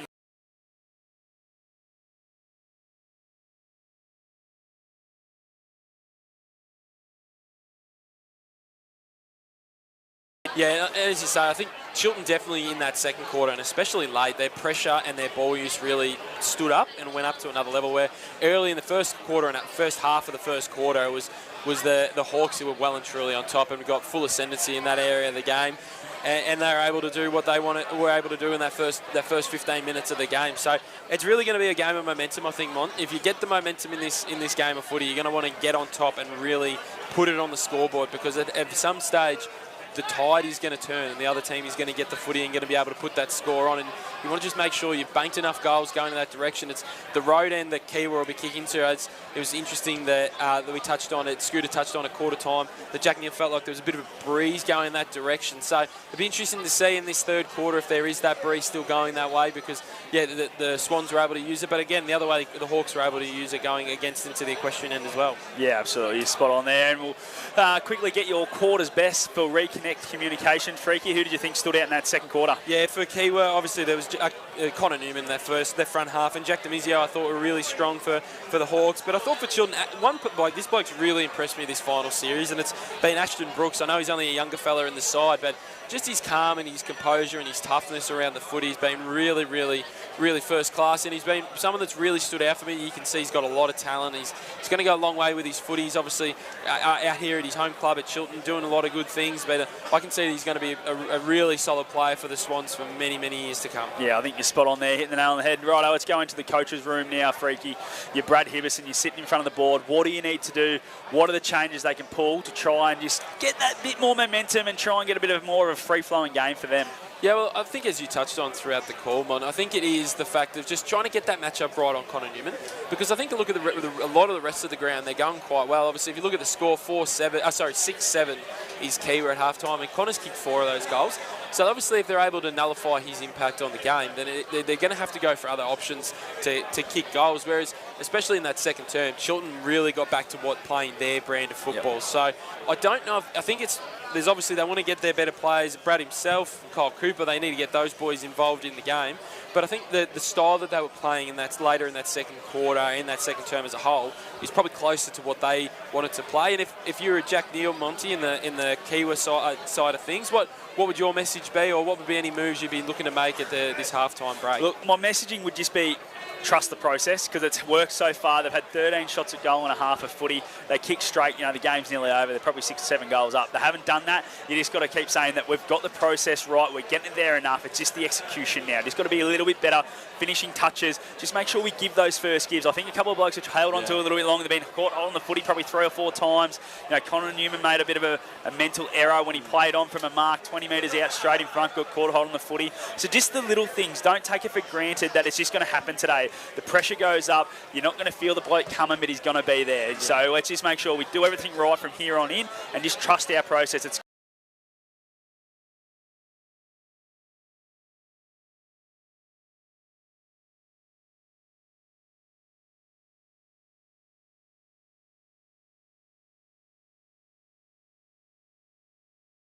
A-grade netball for Achura Albury was that Yakandanda was up by a goal at half-time in that game, but that was probably about 15 or 20 minutes ago now. I haven't had a recent update from that game, but if we do have a look at the other netball results from today in the under-13s, Yakandanda defeated Tallangatta 34-20. In the under-15s, Midda 47 defeated Yakandanda 23. In the under-17s,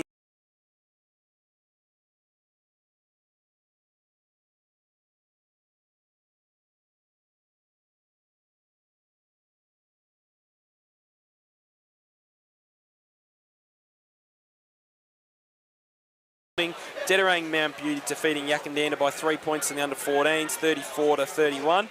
And in the under-17s, Key were able to get the chocolates there by 20 points, 59-37. And in the reserves, it was a big win for Chiltern, 81-20 in that game. And those netball updates were thanks to Achura Albury.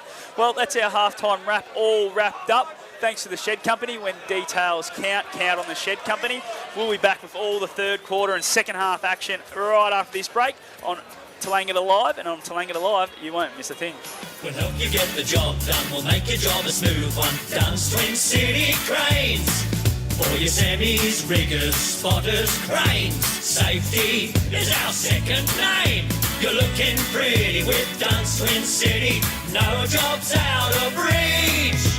Rig it, lift it, move it, shift it. No fuss, talk to us. We'll help you get the job done. We'll make your job a smooth one. Dunn's Twin City Cranes. CADMAC want your machinery to keep working as hard as you do. So, as you're gearing up for the busy season, now is the time to stock up on your machinery oil and net wrap. For a limited time, get a free cap when you buy 20 litres of any New Holland oil. Or get a free jacket with every pallet of New Holland net wrap or bale twine. These offers are only available at CADMAC and while stocks last. CADMAC, helping you grow for life. T's and C's apply.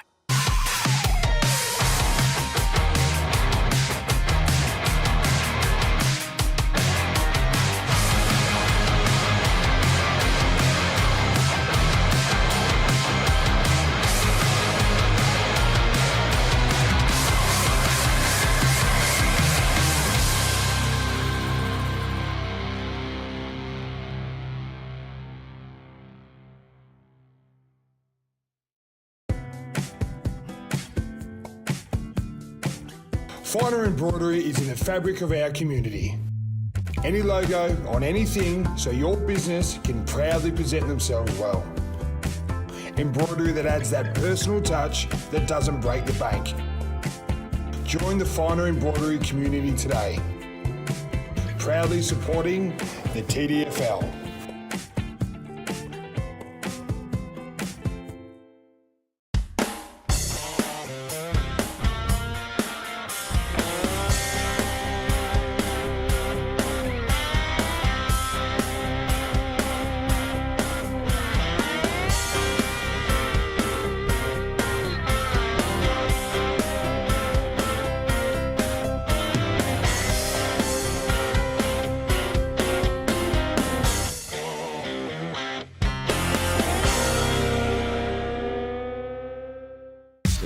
Need a computer that won't crash?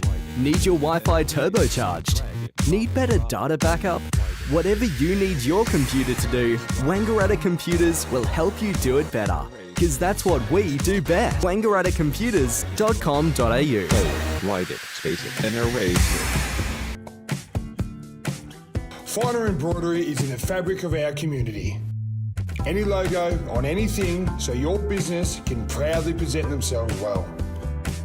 Embroidery that adds that personal touch that doesn't break the bank. Join the Finer embroidery community today. Proudly supporting the TDFL.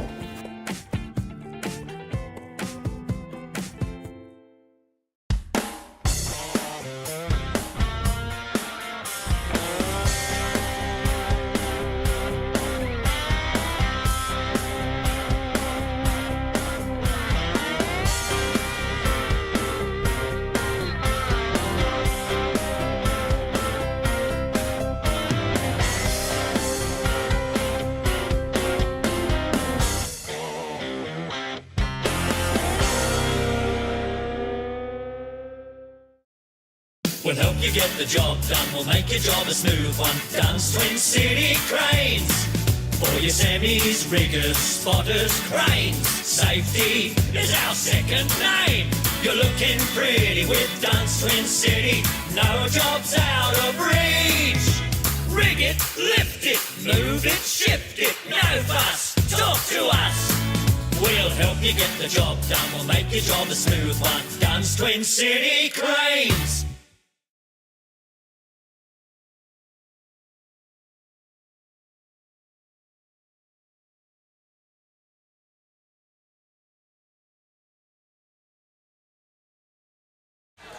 Welcome back to the MCG of the Bush. Sandy Creek for 2023 Grand Final Day. An update for you, thanks to Atura Albury in the A-grade netball. It's a one-goal ball game. Kiwa lead 30 to Yackandanna 29. If you thought the atmosphere here at the footy was good, the netball is equally as big. A big contingency of Kiwa Sandy Creek supporters split between the two games. And, of course, Yackandanna are there in their droves. Scooter Fraser, boundary side for Charcoal Kings. Do we have you down there, Scooter? Certainly do, mate. I actually went to just come back from the netball. It's 32 goals apiece. So, very close. I did get to talk to or hear both of the coaches at halftime. Very different. Jack Neal was very composed, wanting to straighten up a little bit and hit the scoreboard a bit more. On the other hand, Brad Ibbison was very vocal about giving them too much on the outside. When they've got the ball, they've panicked a few times. Only need a couple of goals to be back in this. And certainly he implored the forward line to make the most of when it gets down there. Who wins from here, boys? Obviously, it's a really close game at present. 12-point lead to Kiwa Sandy Creek, but they've had their chances. Yeah, I'm going to stay with Kiwa just because they have got the lead at the moment. And I know Chilton will come. Chilton are definitely going to come. You're like Bax and Wodonga just because you've been there. You got them in your blood. Yeah. No, but I'm with you. I'm going Kiwa too. Oh, yeah, sticking with the Hawkers, Gussie. A big shout out to a few of the O&M's very own, this region's very own. Werribee have beaten Brisbane Lions in the VFL prelim. Wodonga boy Hudson Garoni started with 3 majors. And they're into the grand final, of course. 5 Ovens and Murray representatives boys from Albury Wodonga in that team. And plenty of good footy comes from this part of the world as well. The TDFL grand final, the third quarter for Wiesners with Luke Francis. Here we go. 2 straight kicks in the grand final. Patton came down hard in the middle. No, that's not a free kick. Shepherding Scotty. No, that's a poor free kick. I reckon Scotty Meyer was contesting the footy there. And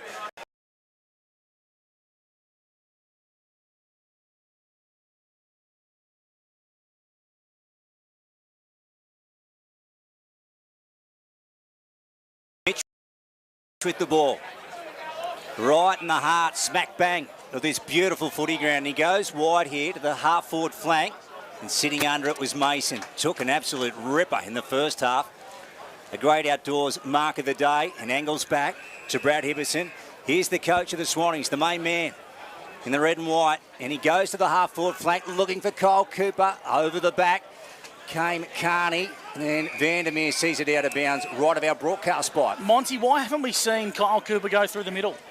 He sort of went up there a little bit, but I just love the matchup that Jack Neal's been able to produce there. If Nick Carney, the bigger option, rather than going with someone same size as Kyle Cooper, they're going to tall who can match him in the air. Meyer slaps it inside 50 for the Swans. High up and under as they exit D50. Mason flew high, got on the second bite of the cherry. And the umpire's going to pay a dump tackle here. It's going to go the way of Chilton. Ben Mason, the recipient, the booming left footer called to play on from a standing start. Are they going to pay downfield? No. Doolan flies high. At the back of the pack, the Hawks have numbers. Out towards Blasick. Goes by hand, backwards on the 1-2. And the 1-2 was poor. It's out of bounds for a boundary throw-in. Just feel the officiating's a little bit whistle-happy, Monty, Albury Wodonga MG. Yeah, absolutely. There's a couple of ones they've paid that probably haven't been there. So I'd like them to put the whistle away. It is a grand final. Let the boys play. Myron Patton to do duel again. Now over the back it goes. Brooks now with Patton and just balls his way through hurriedly on the boot. Sitting under it is Connor Newnham with also Garside in a one-on-one. Well done, Connor Garside. Newnham. That's in his back. And then, it's gone to ground. Umpire says play on. Out the back is Brooks and away he goes. And then a low kick to McGee who put it to deck to Mizio. Spits one out the back to Patton. Patton And then a low kick, gone to Jake Cooper, and they want to swing it in to Meyer. Scott takes the mark, and here comes Should the be 50. Swans. And it is. Stupid. And it is going downfield here to Scott Meyer. Zach Collins just a little bit aggressive and, yeah, really silly there. So a huge moment in the grand final. So they trail by 2 straight kicks, the Chiltern Swans. Tell you what, that is a fair 50-metre penalty too, boys. That's about 100, I reckon. I'd be buying real estate from that umpire. That was the backside of the circle. This to put them back within 6. Listen to the crowd on the Chiltern bench below us. If Scott Meyer can drill this home to the Pony Club end. Just have a listen. Here we go. Scott Meyer has nailed it for the Swannies. There's 6 points in the grand final. We've gone 3 minutes in the third turn thanks to Jappo Donks. Let's go back down to Scooter Fraser for the Charcoal Kings. Yeah, it looked like a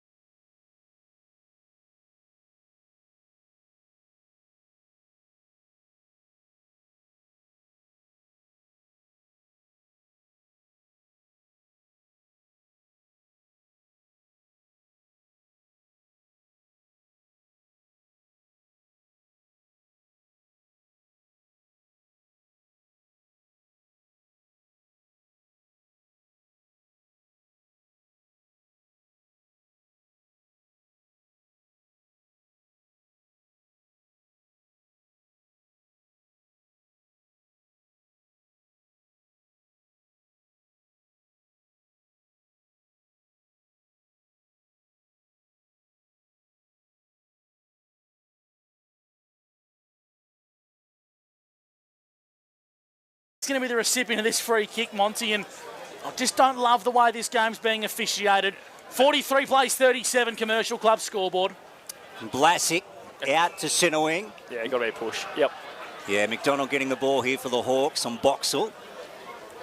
And the winner of the 7 stakes at Randwick in Sydney went to Think It Over from Zaki, and Fangirl finishing third. Great racing, of course, on at the moment. And finals footy. Here goes Jake Cooper, swings it around left foot. That's out in the full. Yeah, so that was a little untidy. If I go into Drew Albury A-grade netball update, Kiwa Sandy Creek have won the A-grade netball by 3 goals in that game. I haven't got a full-time score, but they've won by 3 goals. Massive. Of course, they lost the major semi-final, and they've redeemed themselves. Inside forward 50, Hogan at the back for the Hawks, takes a good mark.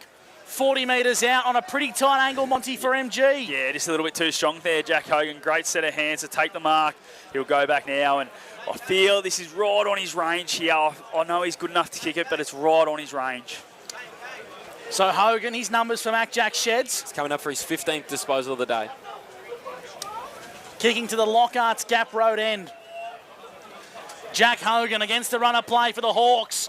Right foot kicks, got the journey, but it doesn't quite have the accuracy. It's to the right-hand side for a minor score. Kiwa, they move to 6-8-44.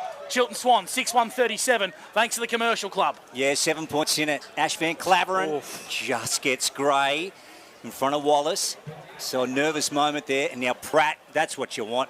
get a long kick out. They're out. The defence. Here's Kyle Cooper. Good tackle from Carney. Wanting to tie the ball up for the Hawks. Umpire lets it go a little, and now he calls for it. Nick Carney for mine has been in the best 4 or 5 players for Kiwi today. He has absolutely nullified any influence Kyle Cooper has had on this game. Ball up, true centre wing far side. And Josh Hicks had a crack at it. Bodie Hibberson tried to spit one out to Brad Hibberson. And now ends up with Demizio. Dishes out to Jack Andrew.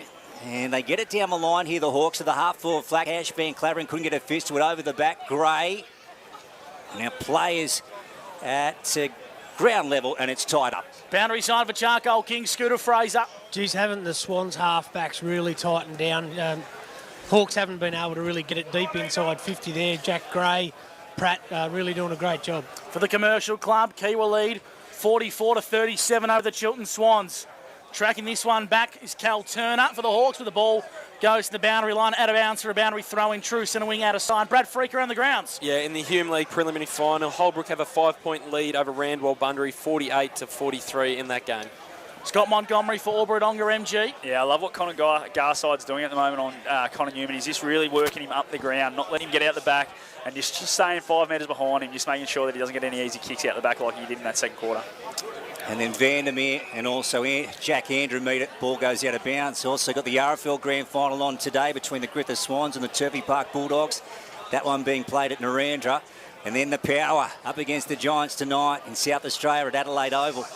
Wow, unreal. Here we go, Meyer, Patton. Now Patton picks it up, swings around, gets it forward for the Hawks. Newnham a long way from home.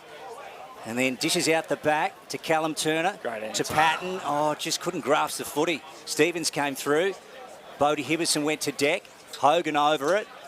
Many hands on the footy. Brooks with it. And the umpire's going to call for it again. Monty, I've loved the impact of Mitch Patton in this third term. Yeah, he's been great, hasn't he? He's been jumping high, and now he's just playing as a ruck rover up around the footy as man takes this ruck contest. Meyer was the recipient of the hit out, and he's wrapped up in a big tackle. For Mac Jack Sheds, we'll go to Brad Freak on the stat sheet. Yeah, Chiltern on top of the inside 50s in this third quarter, 5-3 in their favour. A couple of touches in this third term for Jack Hogan and Jack Demizio as well. Repeat stoppages on the outer side of the Sandy Creek Rec Reserve. Looks like we'll have another one here. We'll ball the footy up as... Looks like it's Cooper at the bottom of that pack. No, it's not. It's Jaden Vandermeer. He's a bit slow to get up. Hope you're enjoying today's grand final. Thanks to Wiesners.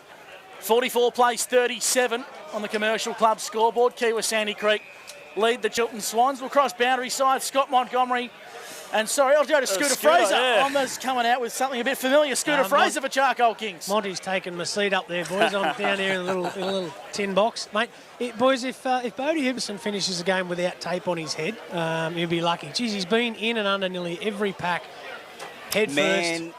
Did well out of the ruck contest. Well done, Scooter. Now here goes Stevens for the Swans. Handballs off to Jake Cooper. Back to Stevens. Good footy. Let's have a look what Nick can spot up. Oh, nice. Just puts it up. Who's under it? Going back. Boxall working for it. He's just picked it up now. Now what's he got? Well, ordinary kick. Jack Andrew tapping it, and experience, Scotty, to kill the ball and get it behind. Yeah, just initially fumbled the footy as it come in at his toes, and just very smart. Knew he was close enough to the goal line to be able to get it there and just give a free point, but they get the footy and should be able to exit D50 from this one. An even 1-goal lead to Kiwi Sandy Creek thanks to the Commercial Club. The Hawks attack through the corridor. Good-looking kick. They went to Newnham. Too strong there for Garside. Newnham attacks through the corridor, kicks in a little bit of space. Working hard here is Hicks. This is Jake. Did he get a free kick? Umpire said no. Vandermeer off the back of the pack on towards John Pratt. Exits defensive 50, trying to get the ball out wide. Not the best kick to Vandermeer. And it's out of bounds for a boundary throw in. Brad Freak. Yeah.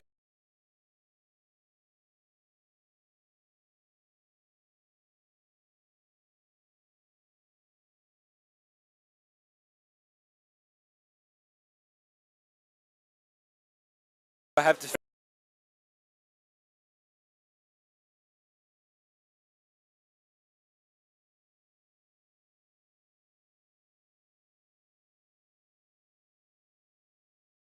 Just to push the ball out wide. Now here come the Swans through Brooks again.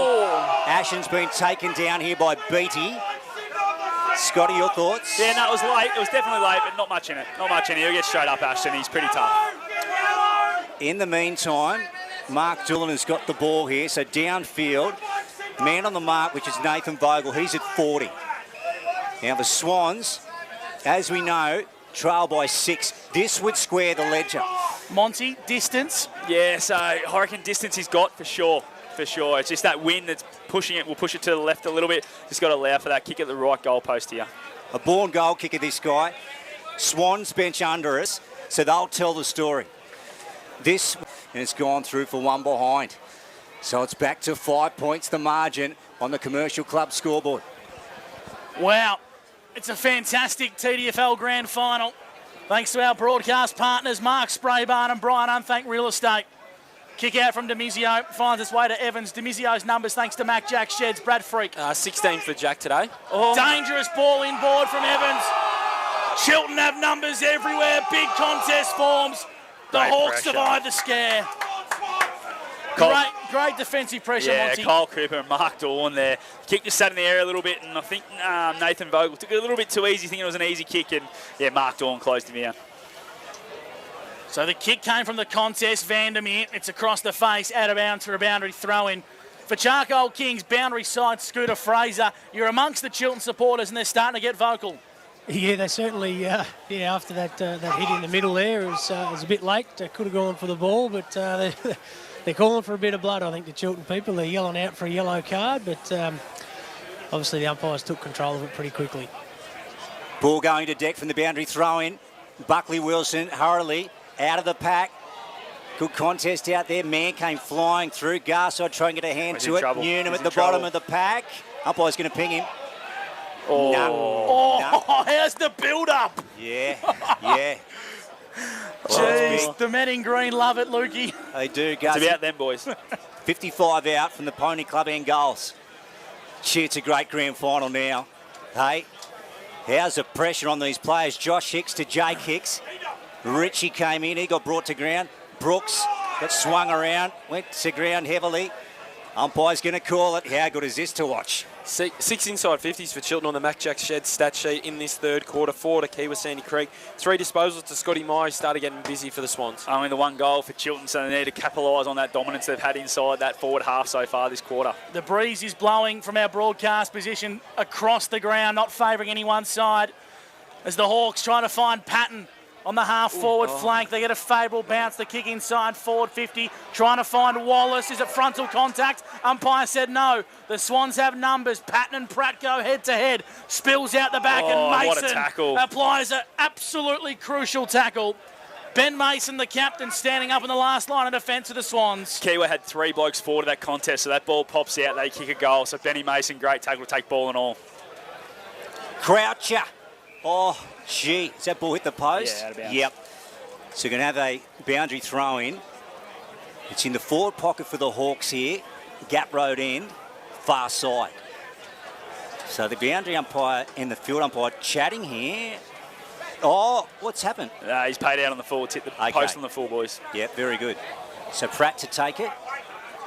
John Pratt, just with that experienced head, and he goes long. Well, McGee came flying over the top. And then, man, he goes in for the footy. Cole Cooper, he's at the deck. And then the umpire's going to call for it again, Gus McLeod. Certainly will. Scott Montgomery, Albert Ongar MG. Chilton would love a goal to capitalise on their dominant third term. Absolutely, they would. And you just see the skills are starting to drop off a little bit. There's going to be a lot of tired boys out there towards the end of this quarter. The Hawks are the hot spot. Vandermeer flew high, brought it to ground level. Spills out the back. Hicks kicks on goal. Has it gone through? It has. Massive goal in the magnitude of the game. Hicks has kicked his second, and against the run of play, the Hawks extend the margin out to a 2-goal ball game. All the dominance Chilton for 16 minutes of the quarter. Only able to put 1 goal on the scoreboard. Ball goes up the other end, and Jake Hicks, with all that class we know he's got, puts one through the middle. And a bit of a dagger in the heart of Chilton with all the momentum. Now that just breaks that right there. Just level in the inside 50s now, 6 apiece, as Monty said. Chilton had the first 4 or 5 inside 50s of this third term, but level apiece at 6 all, and unable to put it on the scoreboard, and the Hawks able to go down the other end and put one through. Yeah, so the Swannies need to respond here. Let's see if they can and get the next one. Here goes Man. And Bodie Hibberson out of the middle. And he comes his way to Brooks. Ball bounces before him. Goes at it now, Ashton. McDonald was after him. Gets his kick away. Brooks goes down forward. Oh, Doolan. Didn't he read that perfectly? He did not give up on it at all, did he? He went over the top of Brad Hibberson and just fell in the lap of Mark Dawn, and Class just comes to the top in these sort of games, and he's proving right now he's the most dangerous forward for Chiltern. They need to get it through him as much as they can. So this to bring it back to 5 points again. He'll strike the footy from again just inside the 50 arc to the Pony Club end mark. Let's see if he can nail this one. High pressure kick in the context of the entire season. And Mark Dolan, has he got that one? No, it's just missed. It's one behind. It's 2-2. 2-2 now for Mark Dawn, and I reckon he'd like those 2 kicks. Shots at goal he's had this quarter again, because he's normally a beautiful kick at the footy. Demizio kicks out from fullback. He runs and takes a lot of yardage. He got cleaned up late, but he gained about 50 metres with a kick. Falls in the lap of Ryan Wallace. True centre wing on the outer side, and the Hawks are out. They launch into attacking 50. Patton flew high. He landed where he took it. So he flew high and it landed in his lap, but we'll pay it as a great outdoors mark of the day, Mont. Yeah, it was a good leap, but a little bit too early, but he actually had the foot on the ground when he took the mark. But what about that play? Demizio plays on, takes 2 bounces, long kick, and Ryan Wallace is clean, quick handball to Croucher, and a great kick to Patton from Croucher, and he'll go back and have a shot from about 48. Normally a pretty steady kick in front of goal. Patton makes nice connection. Goal umpire's not moving because it's through the big sticks. Big goal for Kiwa Sandy Creek. The margin's out to 16 points for the Commercial Club Albury. Yeah, just as we touched on earlier, Chiltern didn't take advantage of their inside 50s. Our key was 7-all in this third quarter. Just some of their midfielders, Jack Demizio's had 3 disposals, so has Josh Hicks in this third quarter. If we have a look at the the Chiltern side of things, John Pratt's had the 3 disposals, Scotty Myers had the 3, and obviously Kyle Cooper, who's been so well held by Nick Carney, who I think's probably nearly been one of Kiwa's best players today. Kyle Cooper still hasn't had a disposal.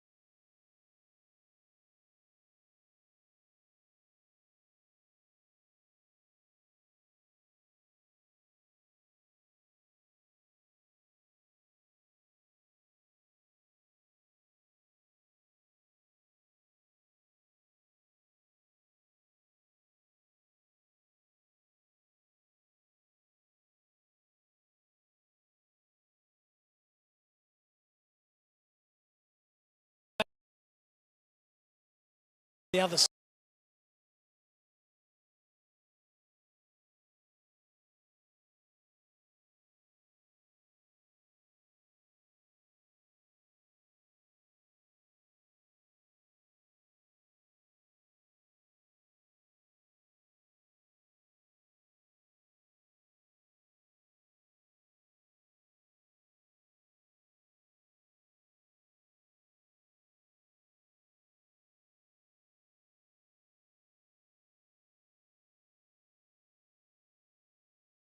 Sends it to half forward.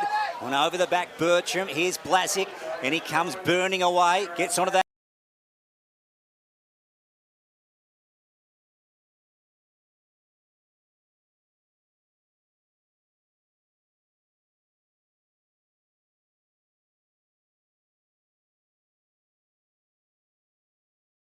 He's paid it.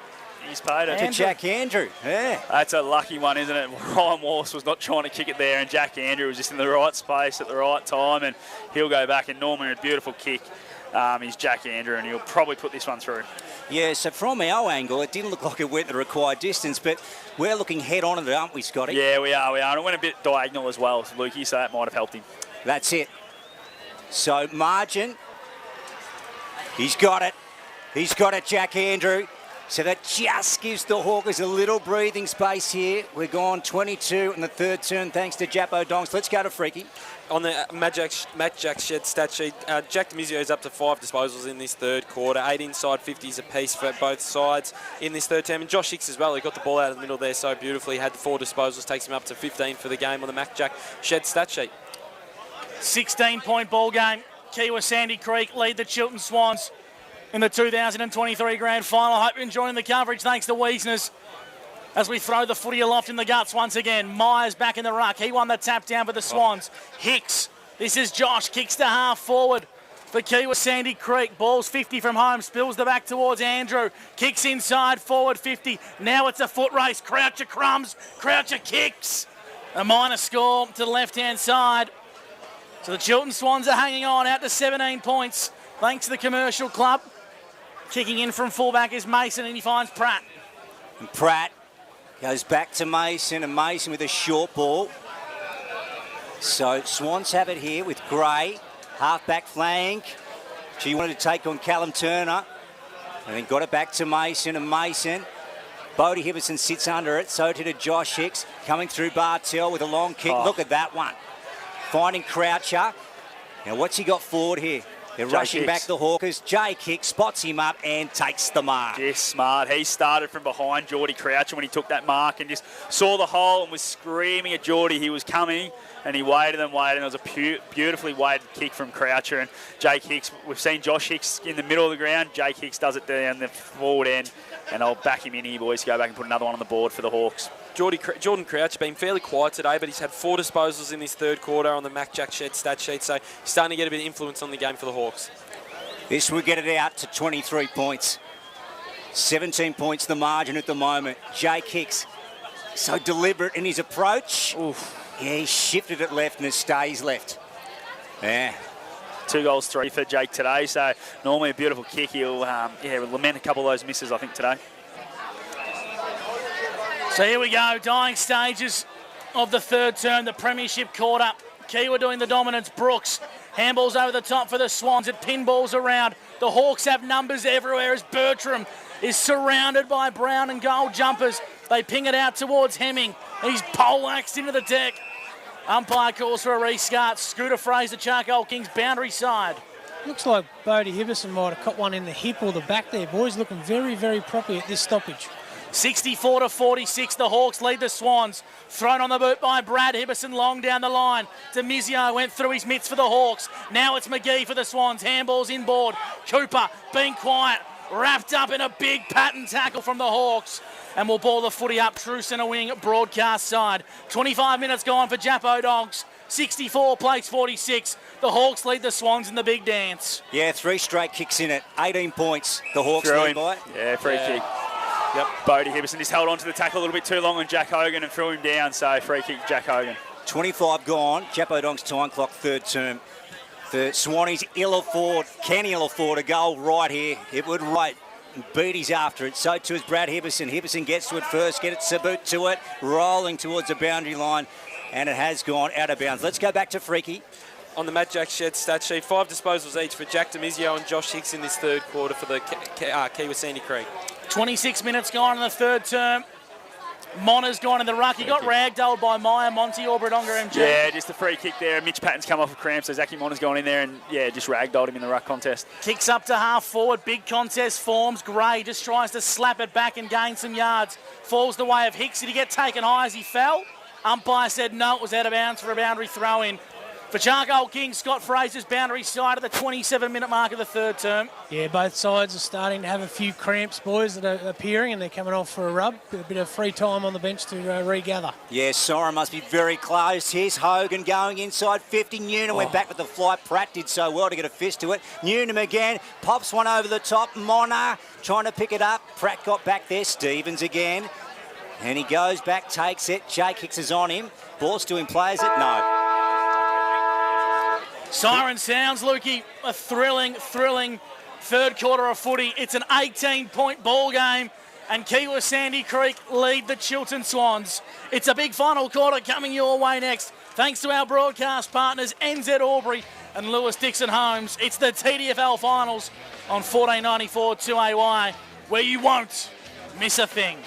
We'll help you get the job done. We'll make your job a smooth one. Dunn's Twin City Cranes. For your semis, riggers, spotters, cranes. Safety is our second name. You're looking pretty with Dunn's Twin City. No job's out of reach. Rig it, lift it, move it, shift it. No fuss, talk to us. We'll help you get the job done. We'll make your job a smooth one. Dunn's Twin City Cranes. CADMAC want your machinery to keep working as hard as you do. So, as you're gearing up for the busy season, now is the time to stock up on your machinery oil and net wrap. For a limited time, get a free cap when you buy 20 litres of any New Holland oil. Or get a free jacket with every pallet of New Holland net wrap or bale twine. These offers are only available at CADMAC and while stocks last. CADMAC, helping you grow for life. T's and C's apply.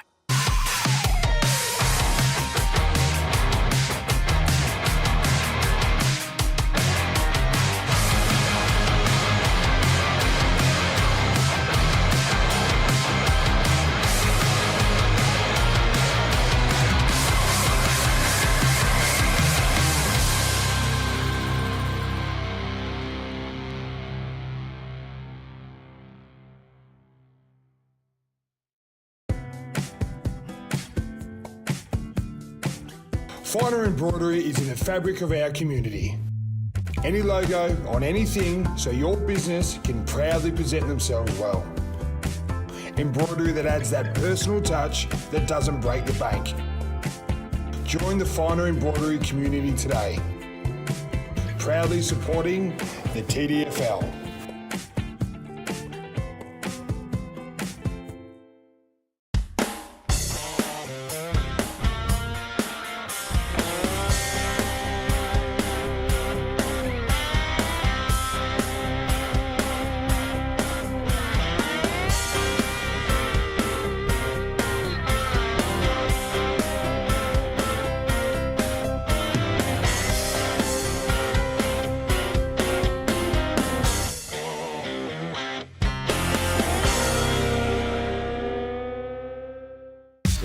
Need a computer that won't crash?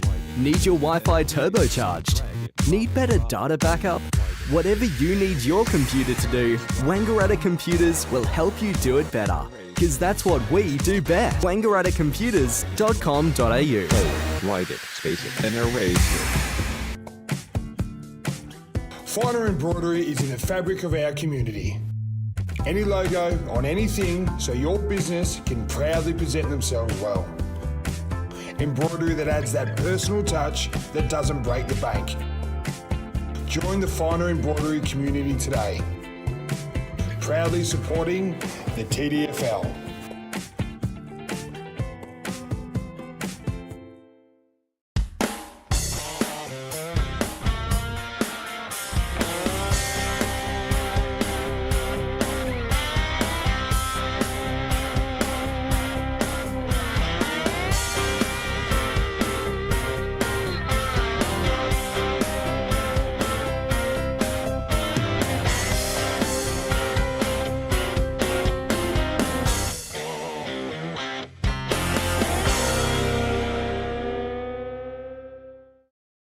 We'll help you get the job done. We'll make your job a smooth one. Dunn's Twin City Cranes. For your semis, riggers, spotters, cranes. Safety is our second name. You're looking pretty with Dunn's Twin City. No job's out of reach. Rig it, lift it, move it, shift it. No fuss, talk to us. We'll help you get the job done. We'll make your job a smooth one. Dunn's Twin City Cranes.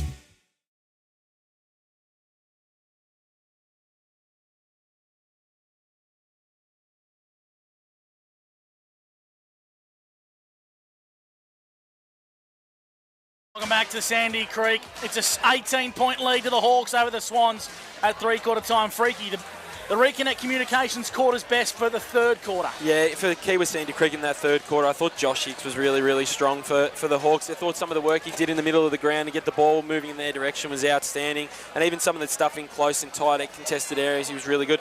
And for Chiltern Swans, it's hard to go past Mark Doolan.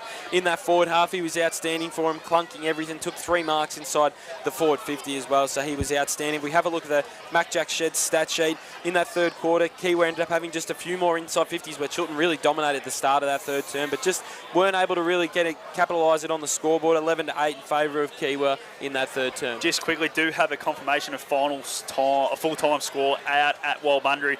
12-9, won by 25 points. A good win there. We'll cross boundary side, Scooter Fraser. Charcoal Kings, what do the coaches say at the final address of season 2023? Well, I can say, boys, it was the toughest time to get to either of the huddles because there were so many supporters at each of the huddles. But Chiltern, Ben Mason was very, very vocal for the first 5 minutes of their huddle and very much just willing them across the line to get the first couple. When over at the Hawks, it just seemed to be very, very quiet. Jack Neal was very reserved and then basically launched into an absolute ripper of a G up, and just to get them over the line, needing the first one. Really singled out Scotty Bartell and Cal Turner again, just for their poise, I guess, at times, and certainly putting it on Tristan Mann to get over the top of Scott Meyer in this last quarter. We're just waiting for the Kiwi girls to do the lap of honour. Brad Freak, Mac Jack Sheds. Yeah, Kyle Cooper's only had the 5 disposals to three-quarter time, but it looks like the move's been made. He's gone straight into this first centre bounce for Chiltern Swansea. I feel like he's the type of player that can electrify a quarter and get the ball going their way and turn it for the Swans. 18-point lead. The Hawks lead the Swans, and it's the final quarter for TCM on 2AY. Yeah, well, the Hawkers keep going and hold on to win their first flag in 5 years, or the Swannies reel them in to go back-to-back. We're about to find out. Final term here. We've had a super day. Let's have a look. Mann and Meyer, and then Jake Cooper. Here's Kyle Cooper.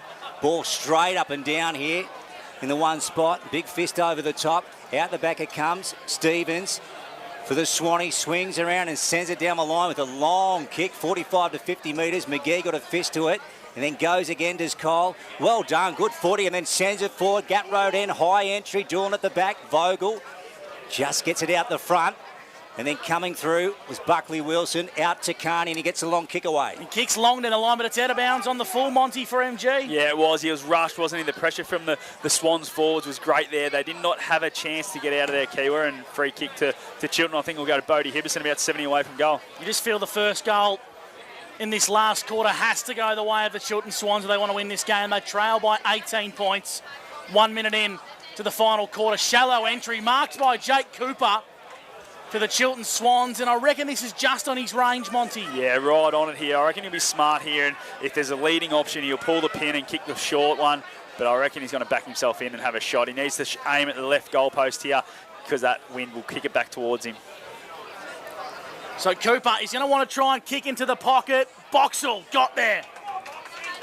Tough angle, but the distance has been improved by about 20 metres, Mon. Yeah, absolutely. And Caleb Boxall, the Boxall boys, they got something special about them. They can go back and do the miraculous. And as Scooter Fraser said last week, it's nearly impossible to kick it from this pocket. So we'll see how he goes at the Gap Road end. Are you backing him, Scoot?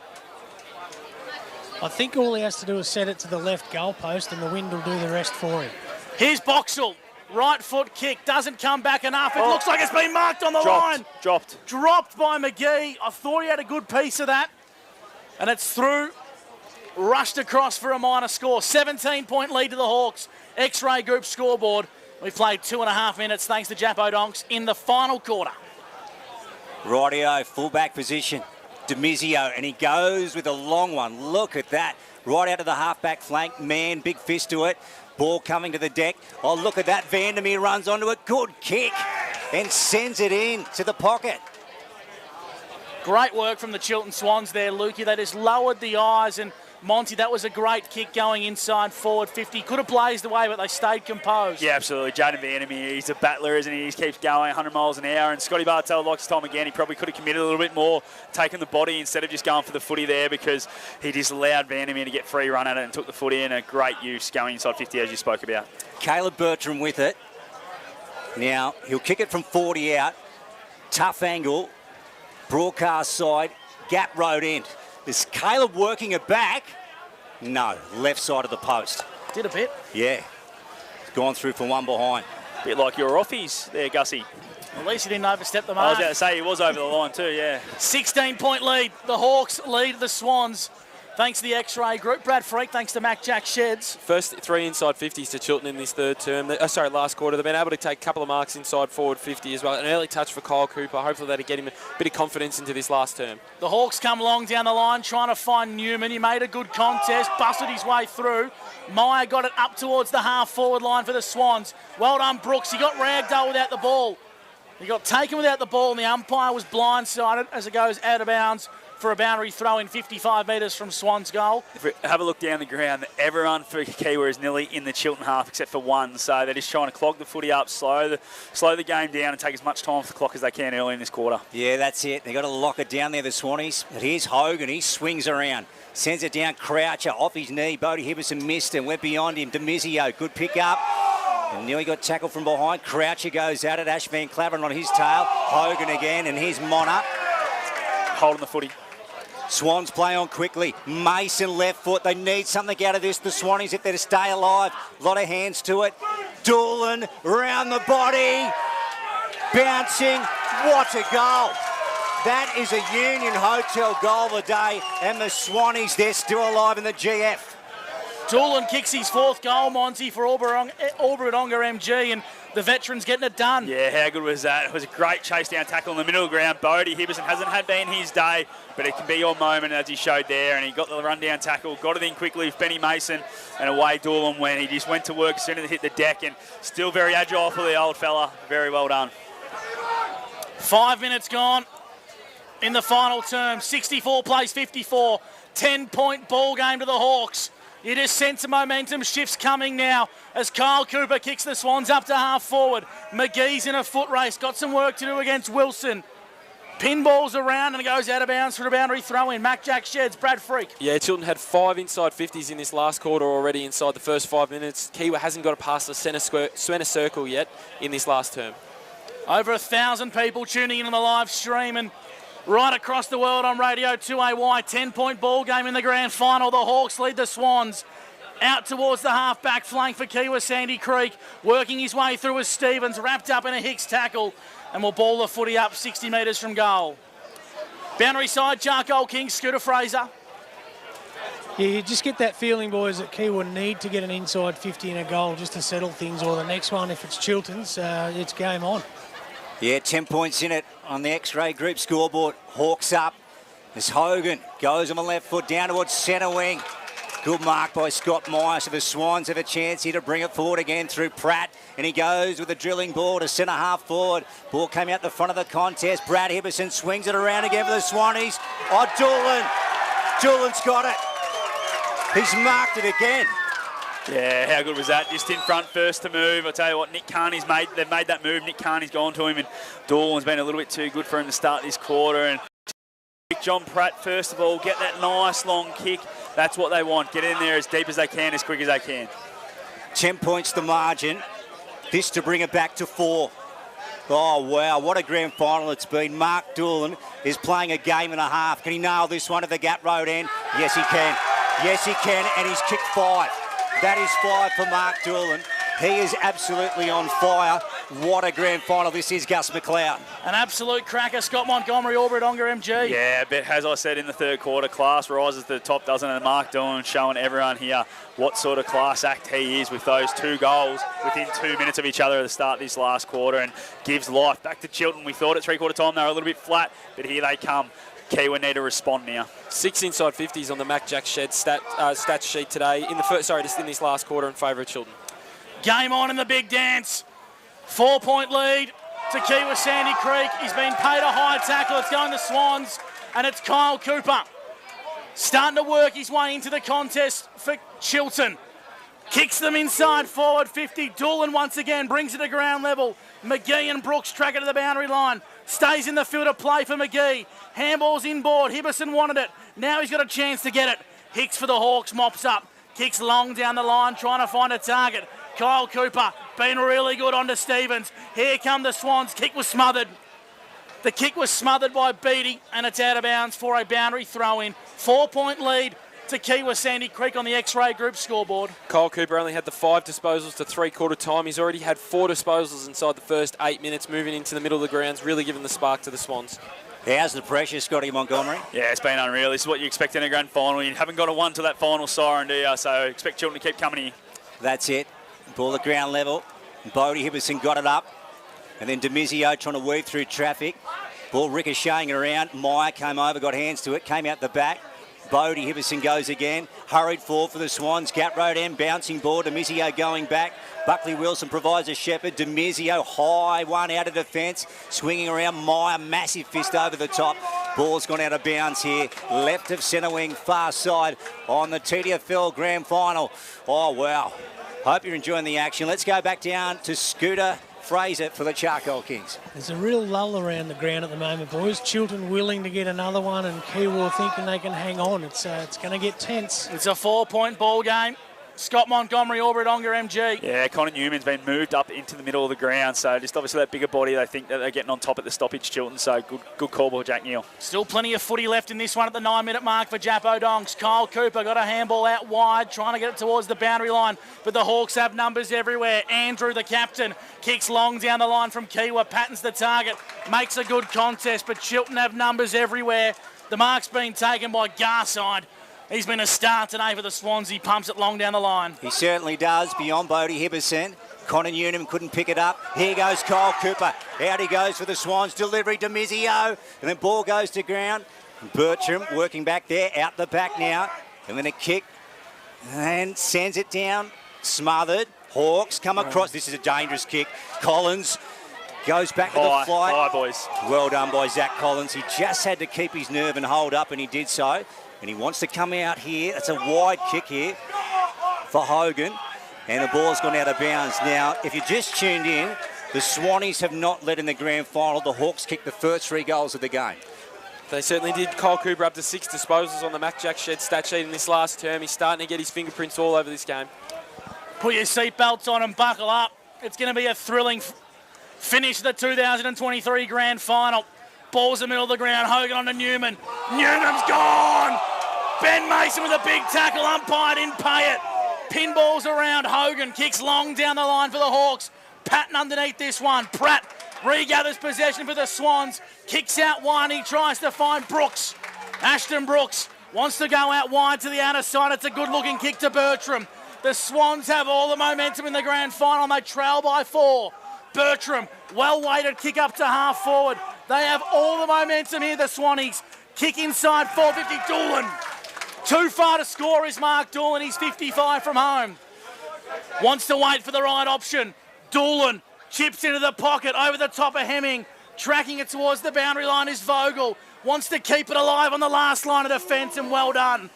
Kiwa Sandy Creek via Scott Bartell concede a minor score. 3-point lead to Kiwa Sandy Creek. Thanks to the X-Ray Group, we played 12 minutes final term. Callum Turner has it, D50 for the Hawks, and he wants to go right out wide for the Hawkers. Far side, and Jake Hicks is about to see the ball out of bounds on the far side. True centre wing, Freaky. 10 inside 50s to 1 in favour of Chilton in this last term. We've gone nearly 12 minutes on the Matt Jack Shed stat sheet. Hawks up by 3. Fantastic grand final. Hope you've enjoyed it. Let's have a look out there. Blasick and swings around on that boot and sends it up high. Mason sits under it and takes it for the Swans. Now, what's he got on? Let's have a look. Every possession, high pressure here. Short goes to Meyer. Swans have it right and backward of centre wing on the far side. Bouncing ball inside 50. Boxall brought to ground by Evans, and they hold it in. And the umpire is going to take it. So it feels like Kiwa are trying to hold on here. They're slowing the game down, whereas Chilton are just going 100 miles an hour trying to get this lead. And I'll tell you what, you want to be Chilton at the moment, the way the momentum's going. It certainly would be. Appeals for a free kick. Hibberson from the pocket. Misses. Bodie Hibberson had a snap on goal, and all of a sudden, gentlemen, it's a 2-point ball game. 64 play 62. Thrilling contest thanks to the X-Ray group. We played 13 minutes in the final term, and Scooter Fraser for Charcoal Kings. It looks like Big Mitchy Patton's getting some serious work here from the trainers. Yeah, he's had some cramps since halfway through the third quarter, boys, so hopefully they can ease it up a bit and he can play the last, say, 5 or 10 minutes. 2 points in the grand final. Hearts thumping, blood pumping. Demizio. Great Full-back position. Yeah, finds Man. Now, Man. He's got no one. Here he goes, long down the line. Good decision, I reckon. And let's have a look out there. Connor Newnham got a bugger of a bounce. Brooks going after it, picked it up. Hogan brought him to ground. Umpire put the whistle away. Great decision from the umpire there. Ashton Brooks was trying to peel a free kick with the too high, with the arm up, but great decision from the umpire. In this last quarter, one inside 50-11 in favour of Chiltern. Just complete dominance by the Swans, keeping it in their forward half. Man won the tap for Kiwa Sandy Creek, but the Chiltern Swans have numbers. Spills out the back of the contest, and chasing this one is Hibberson. It's Bodie, got the kick away in the nick of time up towards half forward. McGee left it behind. Bertram joins in the act, but the Hawks have numbers. Turnover as Kiwa kick up towards half forward. The People's champ, Zachy Mona, he works under this contest and makes a go of it. Andrew joins in, and the ball spills out of bounds in front of the X-Ray Group scoreboard, which reads 9-10-64 Kiwa Sandy Creek, Chiltern 9-8-62 in a cracking final quarter for Tallangatta Construction and Maintenance. We're going 14 for Jappo Donks. Here's the ball. Look at the contest. Strong. Many players around it. Swannies and both Hawks, and the umpire will have it. I think they've got to man up. They've got to loose now. Chiltern, I think Kiwa need to come back and number him up. Don't let him stay there. Hawks lead by 2 points. Umpire has it. Right of centre wing. Far side. Man got a fist to it. Jake Hicks has it. Cooper's got him wrapped up. So too has Pratt. Umpire to take it again. 15 minutes gone for Jappo Donks in the grand final. Still at least 7 or 8 minutes to go in the final quarter. Well done, Hibberson. This is Brad. Comes in board to the co-captain. Mason wants to switch the football. Gray's the target. Overruns the football. Opportunity now. Working really hard was McDonald. The Swans regather possession. Well done by Gray. Hawks have numbers everywhere. Andrew snaps across his body, top of the square. Newnham brings it to ground level. The Swans back six stack up. Overrunning handball. Stevens, well done. Got the ball from Cooper, and they kick long down the line, the Swannies. God, how good was Nick Stevens, Scott Montgomery? Unbelievable. Here's Buckley fantastic. Wilson, and now he goes with a hat kick to Tristan Mann. Hawks coming forward here. The brown and gold is heading towards the pocket. Pony Club in. Oh, bouncing ball. Pratt's got to go after it. Gets hands to it. Jake Hicks is there. Stevens again. Oh, he's been massive in the last couple of moments. Did Pratty just tackle his own man then, boys, to try and wrap the footy up? I think he did. I think he tackled young Stevens there, but smart by Pratty. He knew that they were under the pump. They had numbers, Kiwa, so really good play from the veteran. The Hawks lead the Swans by 2 points. 16 minutes gone in the final term. Pinballing around 45 metres out from Kiwa goal. Umpire happy to keep the whistle away now. He's going to blow for it as Jake Hicks is wrapped up at the back of the pack. On the Mad Jack Shed stat sheet, Scotty Meyer up to 4 disposals in the last, and Kyle Cooper, he's had 7 disposals in the last quarter. He only had 5 to 3-quarter time. Look at the crowd, would you? On tenterhooks here at the Sandy Creek Reserve. Meyer, the man over the top, got a clear one away. Mona from the pocket, hooks it back, out of bounds. The boundary umpires caught it out of bounds, so it's at the Pony Club end. Back pocket here, far side. Gussie, 2 points in it, the Hawks up, and we've gone close to 17 for Jappo Donks. Still plenty of footy left in this game. Both sides have to try and win it. Kiwa cannot rest on their laurels. Meyer's been huge in the second half. He won the ruck contest. 50 metres out from goal, the Hawks. They're going to bomb it back inside forward. No, they're not. It's smothered. Well done by Brooks. Gained some valuable yards for the Swans. Now it's a foot race. Working very hard here is Boxall. The Hawks have numbers. Demizio left it behind. Overlapping run. Inboard. They got a kick inside 50. Boxall. High up and under. Doolan. Didn't quite bring it to ground level.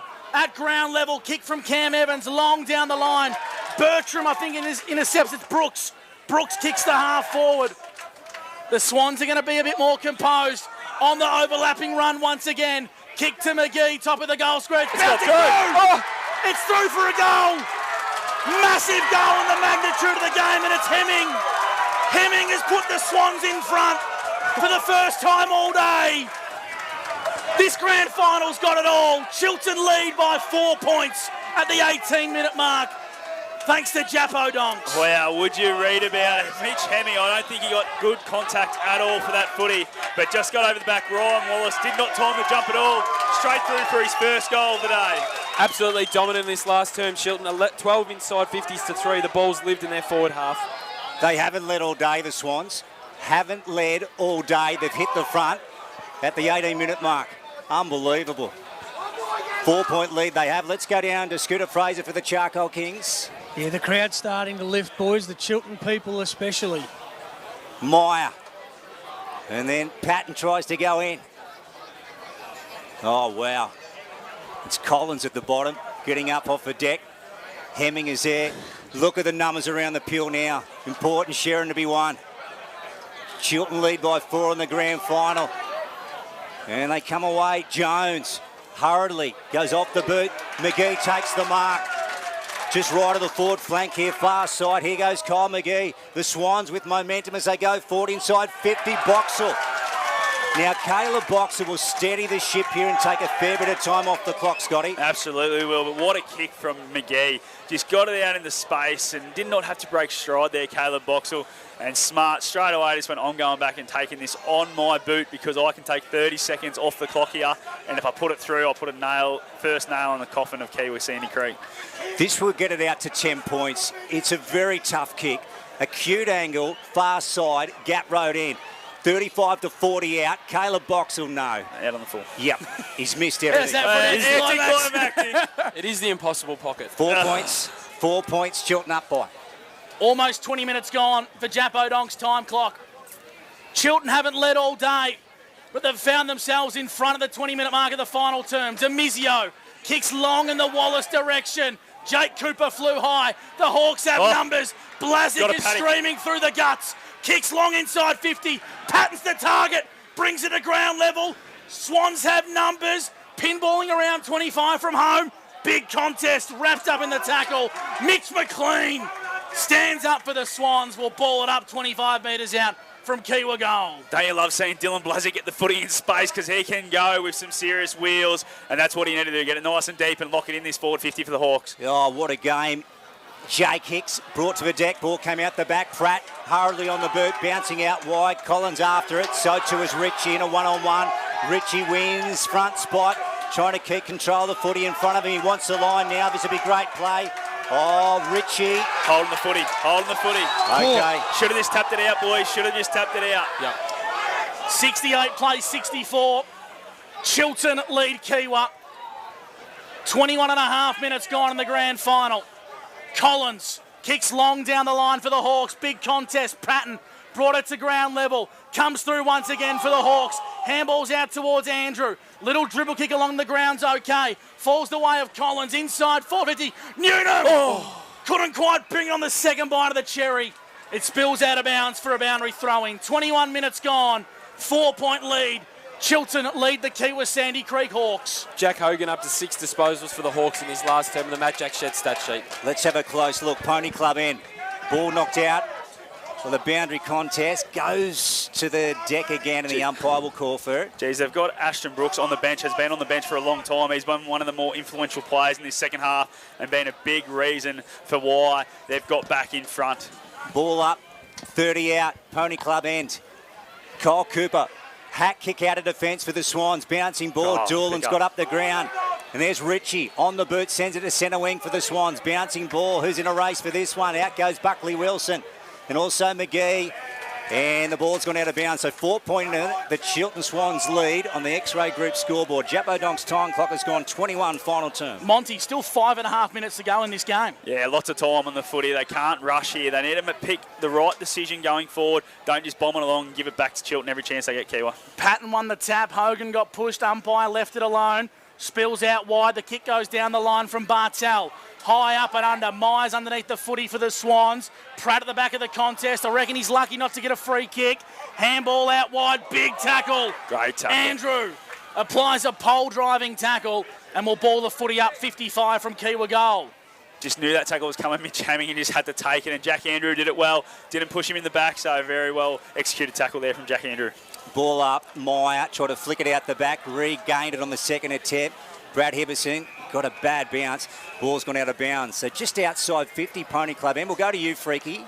13 inside 50s to 6 in favour of the Chiltern Swans in this last term. They've taken 5 marks inside forward 50. Cole Cooper only had 5 disposals at three-quarter time. He's had 9 in this last term. Massive. Swannies up by 4. Can they go back-to-back? Oh, Dawn's in trouble. And win their second grand final in 2 years? Wow, we're gone 23 on the Jappo Donks time clock.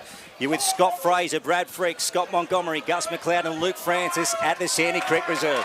About 4 minutes to go in this game, I reckon. Rexy Gray next door. He's going to tell us how long to go. We've played 23 minutes here. 4.5 to go in the grand final. Plenty of time either side here. Plenty of time. There's going to be a couple more scores, I think. 68 plays 64. Chiltern lead the Hawks. A thrilling final term thanks to Tallangatta Construction and Maintenance. Here come Kiwa Sandy Creek. They kick their centre half forward. How good. Where else do you want it? For a big full forward, Connor Newton marks 45 directly in front. Geordie Croucher been probably one of his quieter games for Kiwa Sandy Creek, but that kick there was perfect. Got it over the top of the big fella standing in the hole, and Connor Newman did not break stride and took it on his chest. He's dropped a couple of them today, so he'll go back and have a bit of confidence knowing he held that one. I've got him for 4 majors. I do too. Connor Newman, it's the biggest kick of his career. To the Pony Club ends, the crowd will tell the story. Here comes Connor. Right foot kick, misses to the left-hand side for a minor score. Kiwa Sandy Creek moved to 9-11-65. Chiltern 9-8-68. X-Ray Group scoreboard. 4 minutes to go in the grand final. The Swannies by 3. Yeah, back to 3 points, eh? So, Swans have it through Jake Cooper. 40 out from their own goal. Now he shifts it down the line here to about centre wing. Good mark, Great mark by McGee. Big last quarter from McGee. Yeah. He's limping too, boys, cramping up. Backward to centre wing, far side. Kyle McGee. Chiltern up by 3 points. Oh, goes very short. That's okay. Still lots of time. I don't think they quite know. There's still over 3 minutes to go here, so they can't kill too much time and give it back to Kiwa in a poor spot. Hemming down the line, high ball to about the half-forward flank, and Evans takes the mark for the Hawkers, and he wants to move it quickly to Demizio, and he comes across half-back. Now he's looking for Jack Andrew. Big moment here with Nick Stevens. Stevens works him under the ball, and then goes forward. It's a wobbly kick inside 50 to the gap road end. Demizio, I've got a bad bounce. Boxall left foot. Oh! Caleb Boxall has hit the post. He's hit the post. It's back to 4 points. That would have been the game, boys. That would have been the game. And he looked good from here for a long way. Hearts in mouth. Scooter Fraser, Charcoal Kings, boundary side. Oh, the emergency umpires here. Everyone just jumped up when it hit the post. Then it's getting really good down here. The atmosphere is absolutely fantastic. 3 minutes to go in the big dance. Chiltern are hanging on. Inside forward 50 is where they want to get the ball. It's 50 from home. Big contest forms. The Hawks try and get it out wide. Now they do. Out to the outer side. They're moving the ball quickly. They kick the centre half forward. Mann. Tristan Mann on the lead for the Hawks. Get it to Newman. Get it to Newnham. One-on-one inside forward 50. Brings it to ground level. Numbers everywhere for the Hawks. Could have been a free kick. Mason tried to wrap up Newnham. It spills out of bounds for a boundary throw in. 69 plays, 65. Chiltern lead. The Kiwa Sandy Creek Hawks with 2 minutes to go in the big dance. Unreal. So the Swannies, this is their 4th final straight. They beat Barnawatha, beat Schworth and Yakandanda, and now they have to put the Hawks away. Here's Demizio. One on Hibbo. And then back to Demizio, McDonald. Oh, that went to ground. Umpire said play on. And he wants to spear it back towards the middle. That could be it, boys. Julian takes the mark here, and he's going to play on. He gets one out the back, and he goes to McLean here. Needs bounce. Croucher is there also. Andrew comes in for the Hawks, and he's going to come out broadcast side. He certainly is. Dangerous looking kick. Turnover. Ashton Brooks. Great outdoors mark of the day. About 90 seconds to go in this game. 90 seconds to go in the grand final. 69 plays 65, the Swans lead. Chiltern kick it inside forward 50.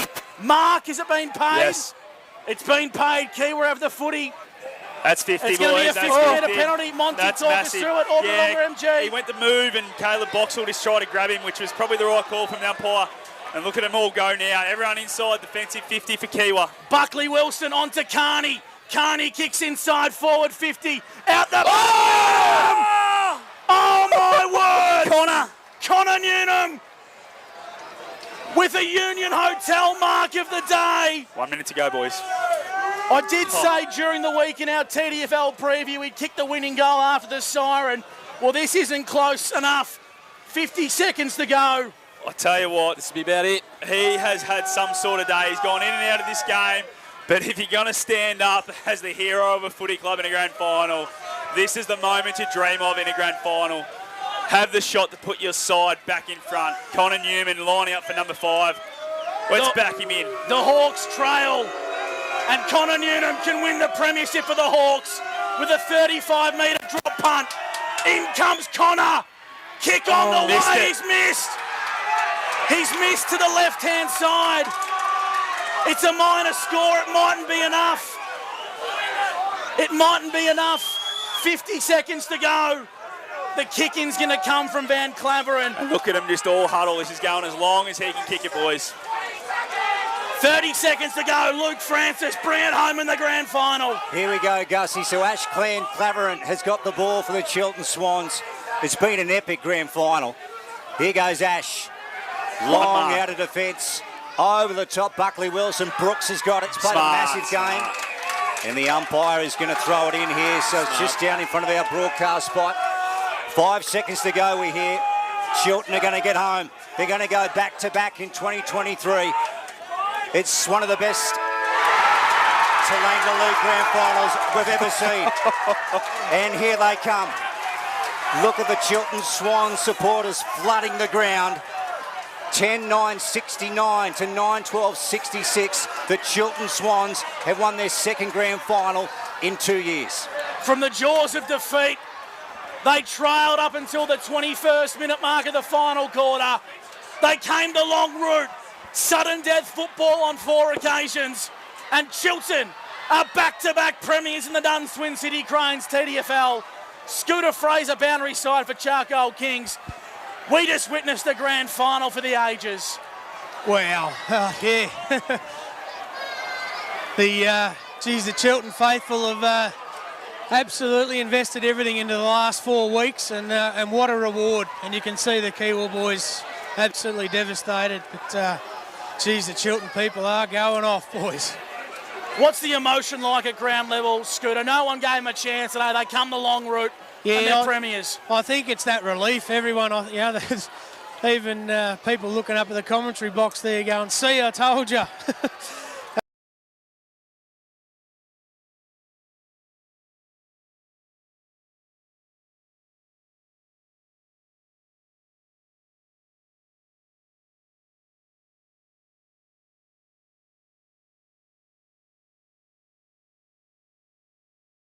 Heart goes out to Connor Newnham.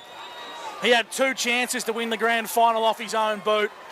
It'll be a nightmare that'll haunt the young man for a long time, but Chiltern was absolutely superb today. Absolutely superb from the Chiltern Football Club, Monty. They were relentless. They trailed all day, but at the 21st minute mark of the final term, they hit the front and they held on by 4 points. They did. They were fantastic, weren't they? We spoke about it early in that last quarter. It felt like Kiwi were trying to hold on. And when you're trying to hold on, you're in a lot of trouble. And Chiltern just kept taking the game on, opened the game up a lot, kicked some goals. Only 3 goals in that last quarter, all to the Chiltern Swans, 2 to Mark Dool, and what a performance from the old timer, hey? Shows that age is just a number for Lukey. He just stood up in a grand final, kicked 5 goals, 2, and was the difference, really, at the end of the day when you win by 3 points. And how good was Ashton Brooks, the young bloke I thought he was fantastic. I thought his second half in particular, but as you said, his last quarter was unbelievable for a kid of his age. You know, he's below 20. He stood up and took that mark. Got absolutely creamed at the end there by Cam Evans. But was a telling mark because they'll probably out Kiwi if it got to Evans and they could roll on. Yeah, what a game of footy to witness, eh? What a game of footy. That's the MCG at its best. The MCG of the bush. Close to 10,000 fans packing in this afternoon to witness one of the all-time great grand finals. Chilton hang on in an absolute thriller. 10-9-69 to Kiwa Sandy Creek, 9-12-66. Taking nothing away from Chilton. Monty, you can't help but think the Hawks let one slip today. Absolutely, they did. I don't know what you put it down to, but I feel they were comfortable at three-quarter time. They thought they had it in the bag and were just going to roll through the last quarter. But Chilton, as Scooter said, Hibbo just gave them that little rev up that we need to give it one more effort, and they definitely gave it, and those last 3 goals were just fantastic. And their back six, I'll tell you what, didn't they stand up under the pump? The ball come in there enough in those last 4 or 5 minutes for Kiwa to have a chance, but guys like Pratt and Garside, and I reckon Jack Gray was up there as one of the better players for Chilton as well. He was fantastic in that back six, and yeah, what a win. Yeah, so 4 consecutive weeks, eh? They beat Barnawatha, they beat Beechworth, they beat Yakandanda, and Kiwi Sandy Creek Hawks to take the cup. Is that the first team in 10 years to win it from the elimination final? I think Barnawatha in 2013 were the last team to do it, so what an effort. And we'll have to find out. I don't think there's been a reserve seniors back-to-back in over 25 years. So. Yeah, 2004, 2005 was the last time. Yeah, Middo that Yeah. did that. So it's been 20 years since a team that's gone back-to-back in both the seniors and the reserves in the TDFL. Now, this is the hardest part of the afternoon, trying to locate Scott Scooter Fraser amongst a sea of red. The Chilton Swans Army have come out in their droves.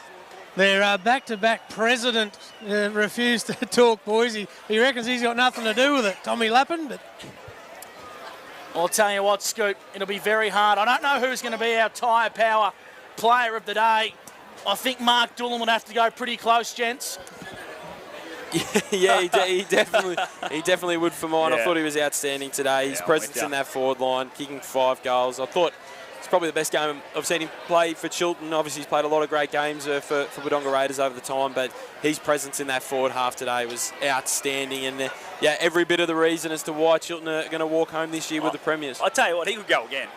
Oh, absolutely. He could. The way he played today, he stood up, hot day like that for an older guy, to stand up and be able to be so classy towards the end too. His skill level didn't drop. It was absolutely fantastic. Scooter Fraser's doing some of his best work, just trying to locate someone to have a chat. Whilst we might do so, Freaky, I want to ask you about the Mac Jag Shed stat sheet. The role of Kyle Cooper in that last quarter, he was so well held. Yep. Up until three-quarter time, he was a massive difference as to why the Swannies came home. Yeah, absolutely. He only had the 5 disposals up to three-quarter time. He played predominantly in that forward half, but then in that last quarter, Brad Hibbertson threw him in the middle of the ground, and it was an absolute masterstroke. He had 9 disposals in that last quarter, getting 14 for the game. He had absolutely no impact, but then he was everywhere in that last term for him. It also translated into the inside 50, 16 inside 50s to 9 in the last term. Well, boys, I've got the man of the moment.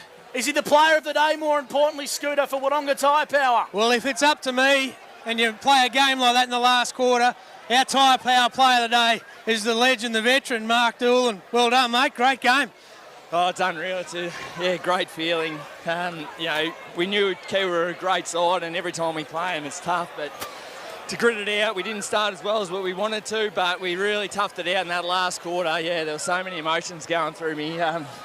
And yeah, it's just great. I'm so proud of the boys, proud of Hibbo, and everyone that's been involved this year. And, it goes down to our full list. Our seconds are obviously still strong, and they've won it today again. So it's credit to the club, to where we've come from to get to this position, and I'm just so proud and grateful to be involved. This time last year, you'd won. We said to you, are you going to go again? You said, I don't know. I think you look fitter. You played better footy this year. What is it? What has it been? You've kicked a dozen or 15 goals in the finals? I think you've pumped that up a bit, but yeah, but it's just consistency with your footy. Like, you start missing some games, which I did last year, and then it's hard to get back. But this year I've been able to be pretty consistent with playing each week, so it definitely helps. And and I've just been grateful to be involved, really. So. I think, fair to say, Vogel probably had the better of it in the first half, but just to step over, get over that line, that willingness for you to do it. What drives you, to keep going the way you do?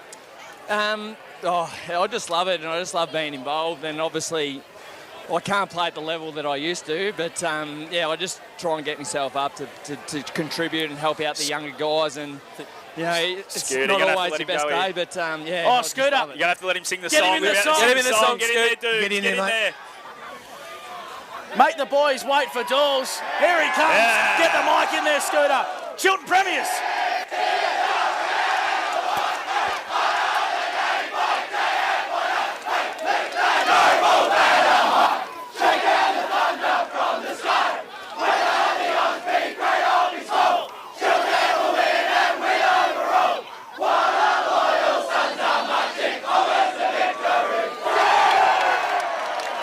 A grand final for the ages. That song will be sung a few more times tonight. Chilton, back-to-back premiers in the TDFL. And as we just awarded our Tyre Power Wodonga Player of the Day, Mark Doolan. An instrumental game of football. 5 massive goals. And we'll cross boundary side once again for the Charcoal Kings to Scooter Fraser. He's got a very happy coach, a premiership coach, Brad Hibberson. Yeah, he certainly is, mate. You go back to the first game of the year, the sacrilege of your brother getting married in round 1, and he does what he does today. You know, like we talked about it earlier in the third quarter. If he came off without tape on his head, he'd be bloody lucky. You know, the grunt that he's got, was it a hard decision or was he always in? Well, he was close to coming up last week, so we gave him the extra week, and if we got through, we got through. He actually come to me in the first quarter, he goes, I've just hurt me hammy. I said, well, I don't care. Rip the bastard off the bone. You can crawl off, he said. But obviously the Hibberson name's synonymous in footy around here, but Chilton as well. The whole build-up, family name, you know, come back to your home club. It obviously means a lot to in your first year as coach to get a premiership in such good fashion. Yeah, I you know, when Tommy come to me, since I've taken over the coach, I'm an emotional wreck. Like, before the game, I'm tearing up trying to give the boys a rev up. That's probably why we come out so slow. But, I just thank Tommy and the club for giving me a go, and they know, like, I'm there for the club and only the club, and I'll do anything for them. So this is just a reward for all the people behind the scenes. I've got an old mate that I love, and I went over last year when we won and give him a big cuddle because he couldn't come out on the ground. He had a fall, so he couldn't be here today, and he's in hospital, Kingy. And, like, I just love him. I just do it for them guys. Like, that's all I do it for. I don't, I've won a flag last year, and this year was just about the club, and that's all it is. So I love it. Being emotional isn't soft, mate. It's called empathy. And obviously the group of blokes, Scotty Meyer was brilliant today. We've spoken to Dools. Kyle McGee was quiet for 3 quarters and then did what he did in the last quarter. Even a couple of weeks ago to bring in young Richie. You know, we had Reece last year, Ethan this year. Fantastic to see what they're doing. Yeah. He went back. He hurt his shoulder. We had to bring him straight back in because, we had so many injuries throughout the year. I think we had 41 senior players this year on our list that have played seniors. And, like over the year we've played them. And they've played more than, just the one game. And then, so we had to bring him in because of injury. And then I had to drop him back because he just wasn't using the footy as much. But he went back, he did the right thing, put his hand up, and we've got faith in him because we need legs and we need a run, especially on a hot day like this. And we knew if we were just close enough to them that we could run over them, and a few lucky shots late. But, yeah, it's good. They fought it out, and that's all, yeah. Late in the year, early in the finals, Nick Stevens, hamstring as well. He probably, he was on Newnham earlier and had Newnham had the better of him, but moved him around, and geez, his drive forward in the last quarter was fantastic too. Yeah, mate, he's a hard one, Nico. He's just an athlete. He was struggling early on Connor Newnham, so we moved him off as you got to do. Sometimes big guns like that just have their day, but he's a see ball, get ball, and that's all he does, and he just drives and drives and drives. So, he's super. He's real super little kid. I won't have to tell you to enjoy the night, but 2 years in a row you've got both your seniors and reserves. Mate, you will enjoy it. Congratulations. Well done. Thanks, mate. Scooter Fraser with Brad Hibberson boundary side. Scoot, we might have to get that mic up to the truck so we can start the presentation this afternoon. Of course, we'll be awarding the best on-ground medal, the Wayne Bartel medal. Who are we thinking, boys? I think our anytime player of the day, Tyre Power. Tyre Power player of the day, of course, would be a big chance in in big duels. He was absolutely superb. Got to be. Kicked 5. He's kicked half their goals. It's unbelievable performance. They've done a great job, didn't he? He just showed his class, as we've spoken about already. He was absolutely unbelievable. And we spoke about Vogues probably had his measure in the first quarter. Didn't kick a goal in that first quarter, but then he went 2-1-2 in the following 3. So he's had a bit of a day out, Mark Dawn. Have you seen a more topsy-turvy grand final in your broadcasting career, Lukey? That's it, Gussie. Yeah, you couldn't pick it, could you? You couldn't pick it right up until the final minute there, which way it was going to go, Freggy. I was going to say the only game that I can remember was like this was the last grand final we did, which was the O&M grand final last year. We'll get the presentation. Here we go. So Jared Stevenson, I should say, the TDFL president. Formerly known as Pig. Yeah, I was trying to be nice to him. He's calling upon everyone to come to the stage. We'll take you down to the presentations. Chilton, premiers by 4 points. I thought when I got up here to steal a line off BT, wowee. What a game. What a game, guys. If we can get Kiwa to make their way around the other side, we'll get this to happen.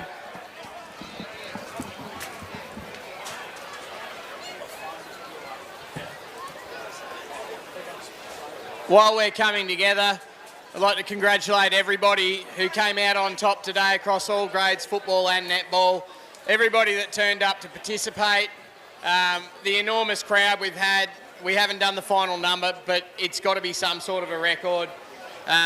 It makes me proud, I guess, to stand up here in front of so many people today. Shows that the league's in a good place. We've got good support, good clubs, good supporters.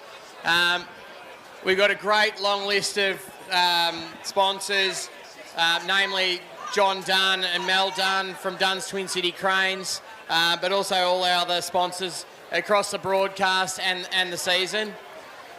I'd like to call on the coach from the losing side, Jack Neal, to come forward first and speak about the game.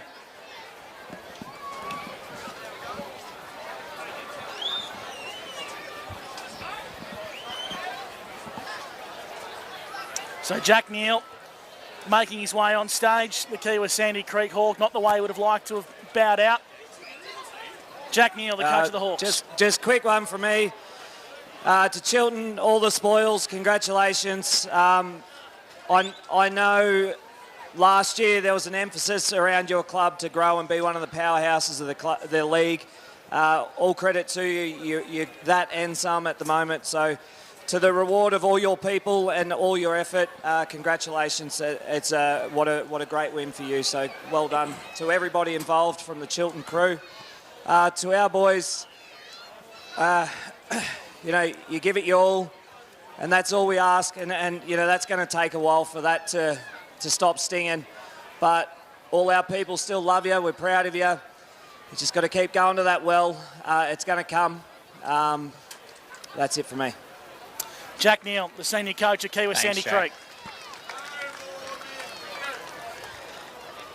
Next, I'd like to go through our umpires for today's game. Our field umpires, Jed Palmer, Adam Zakul, Craig Eastick. Our boundary, Nelson Butterfield, Timothy Whitehead. Sorry about the pronunciation, but Razira. Noah Gibson. Our goal umpires, Kenley Paul and Barry Lewis, and our emergency, David Ryan. So the umpires walking on stage to claim their medals. I thought it was a fairly well officiated contest today. And one of our favourites, Nelson Butterfield, getting a dangly mont. Yeah, I thought we sort of spoke about it earlier. They were a bit whistle happy, but I thought the second half they were much better. They just let it go. They didn't pay any touchy ones, only the ones that were there, and I thought they were much better in that second half. So the umpires are receiving their medals. Freaky, we just had some tragic news come through. We might save that for a little bit later on in the broadcast. Some really sad news has just come through about a legend of the AFL. We'll save that for a little bit later on, and we'll continue to celebrate Chilton's magnificent win. Interesting to see who claims. I'd now like to invite up John medal. Dunn and the girls to present the medals. So we're going to do the medal presentation first. We're going old school. I think the Wayne Bartel medal will be last. Mark's Spray Barn, your one-stop spray shop and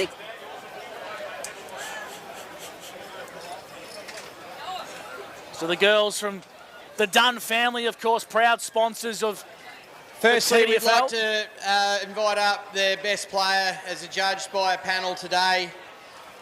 And that player today for the Wayne Bocker Bartle medal was Big Scotty Meyer. Scott Meyer has claimed back-to-back Wayne Bartell medals. Freaky what the numbers on the Mac Jack Shed stats for the hit-outs today. Yeah, he was in favour of the hit-outs. He had 22 in favour of hit-outs to him. Obviously, that was across the whole team today as well. His last quarter, he really stood up for them, and he had the 5 disposals in the last term to really help the Swans get over the line. The Wayne Bartell medal going the way of Scott Meyer from the Chiltern Football Club. Now I'd like to call up Brad Hibberson as the coach to address the crowd. He'll be absolutely tickled pink. Brad Hibberson, first-year coach, a great pedigree and a great apprenticeship under former reigning premiership coach in Brooksy. First-year coaching and a premiership. Doesn't get much better than that from Brad Hibberson. He was ecstatic with Scooter Fraser early on, and now he's going to address the crowd as the premiership coach.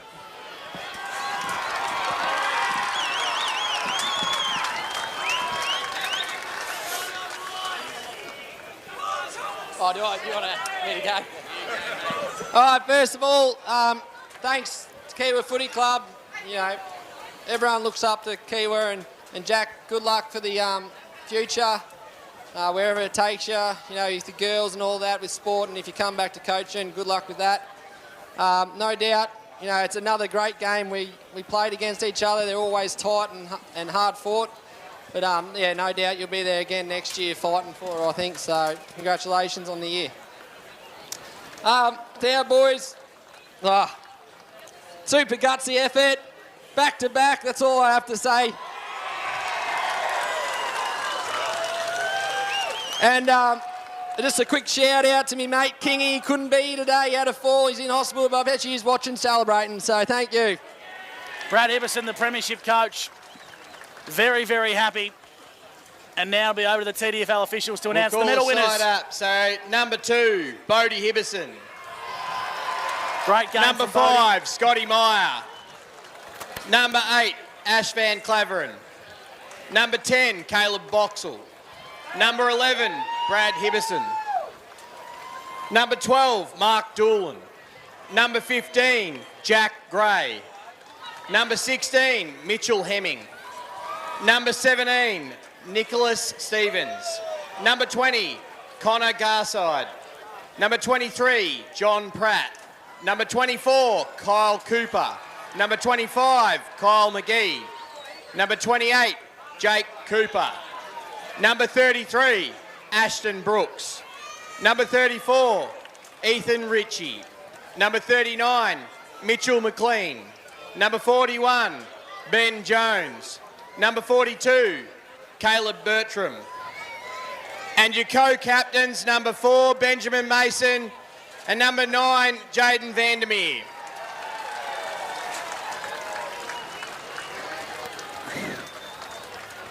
Remarkable scenes. The Chiltern Swans are premiers, receiving their medallions, and they're going to enjoy this win. They trailed all day, hit the front with 4 minutes to go, and held on by 4 points. If we can get Brent and the 2 captains to come up here and accept the cup and the flag. A grand final for the ages. Kiwa Sandy Creek, they're shattered. They lost 2 games for the entire season, both to the Chiltern Swans. A remarkable season from Chiltern. They were battered, they were bruised. They came from the elimination final, and now they're premiers. Co-captains on stage, Jaden Vandermeer and Ben Mason. They were both outstanding. Ladies and gentlemen, your 2023 Dunn's Twin City Cranes Cup champions, Chiltern Football Club. Back-to-back premiers of the Chiltern Swans. They'll party long into the night. Vandermeer and Mason lift the premiership cup aloft. Premiers in the 2023 Dunn's Twin City Cranes Grand Final. We'll take a break here and we'll go into the Chiltern camp and celebrate a fantastic win on the other side of the break. Chiltern premiers by 4 points. Thanks to our broadcast partners, Mark Spraybarn, Brian Unthank Real Estate. It was a cracking grand final where you won't miss a thing.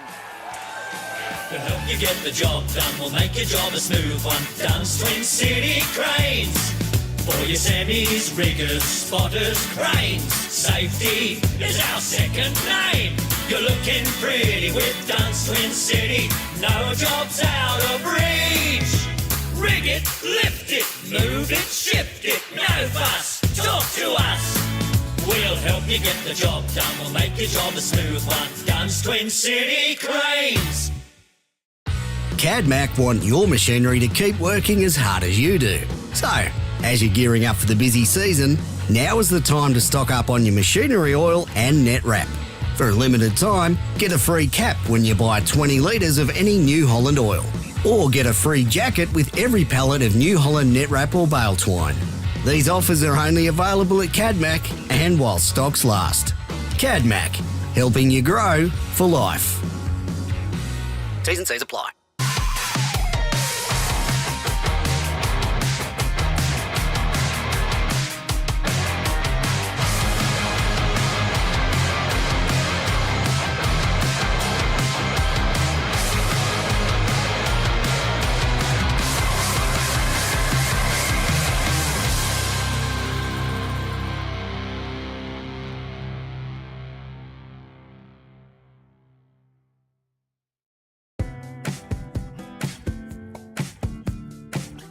Finer embroidery is in the fabric of our community. Any logo on anything so your business can proudly present themselves well. Embroidery that adds that personal touch that doesn't break the bank. Join the Finer embroidery community today. Proudly supporting the TDFL.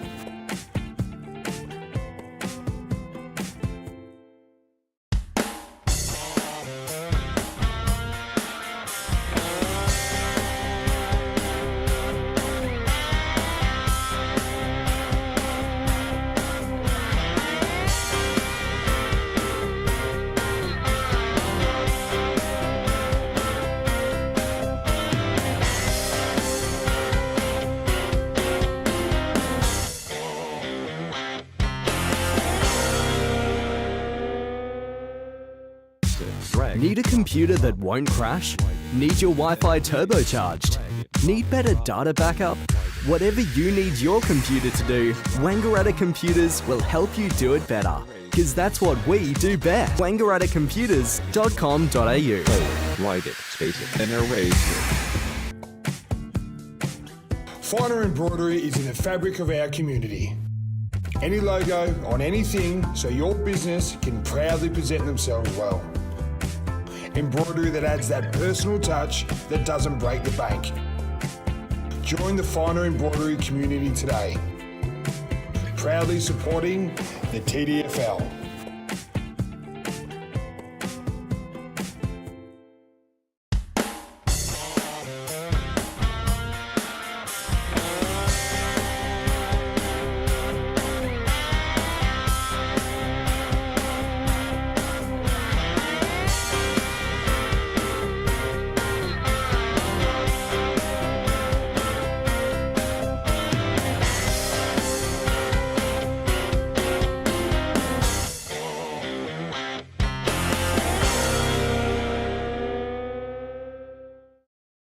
We'll help you get the job done. We'll make your job a smooth one. Dunn's Twin City Cranes.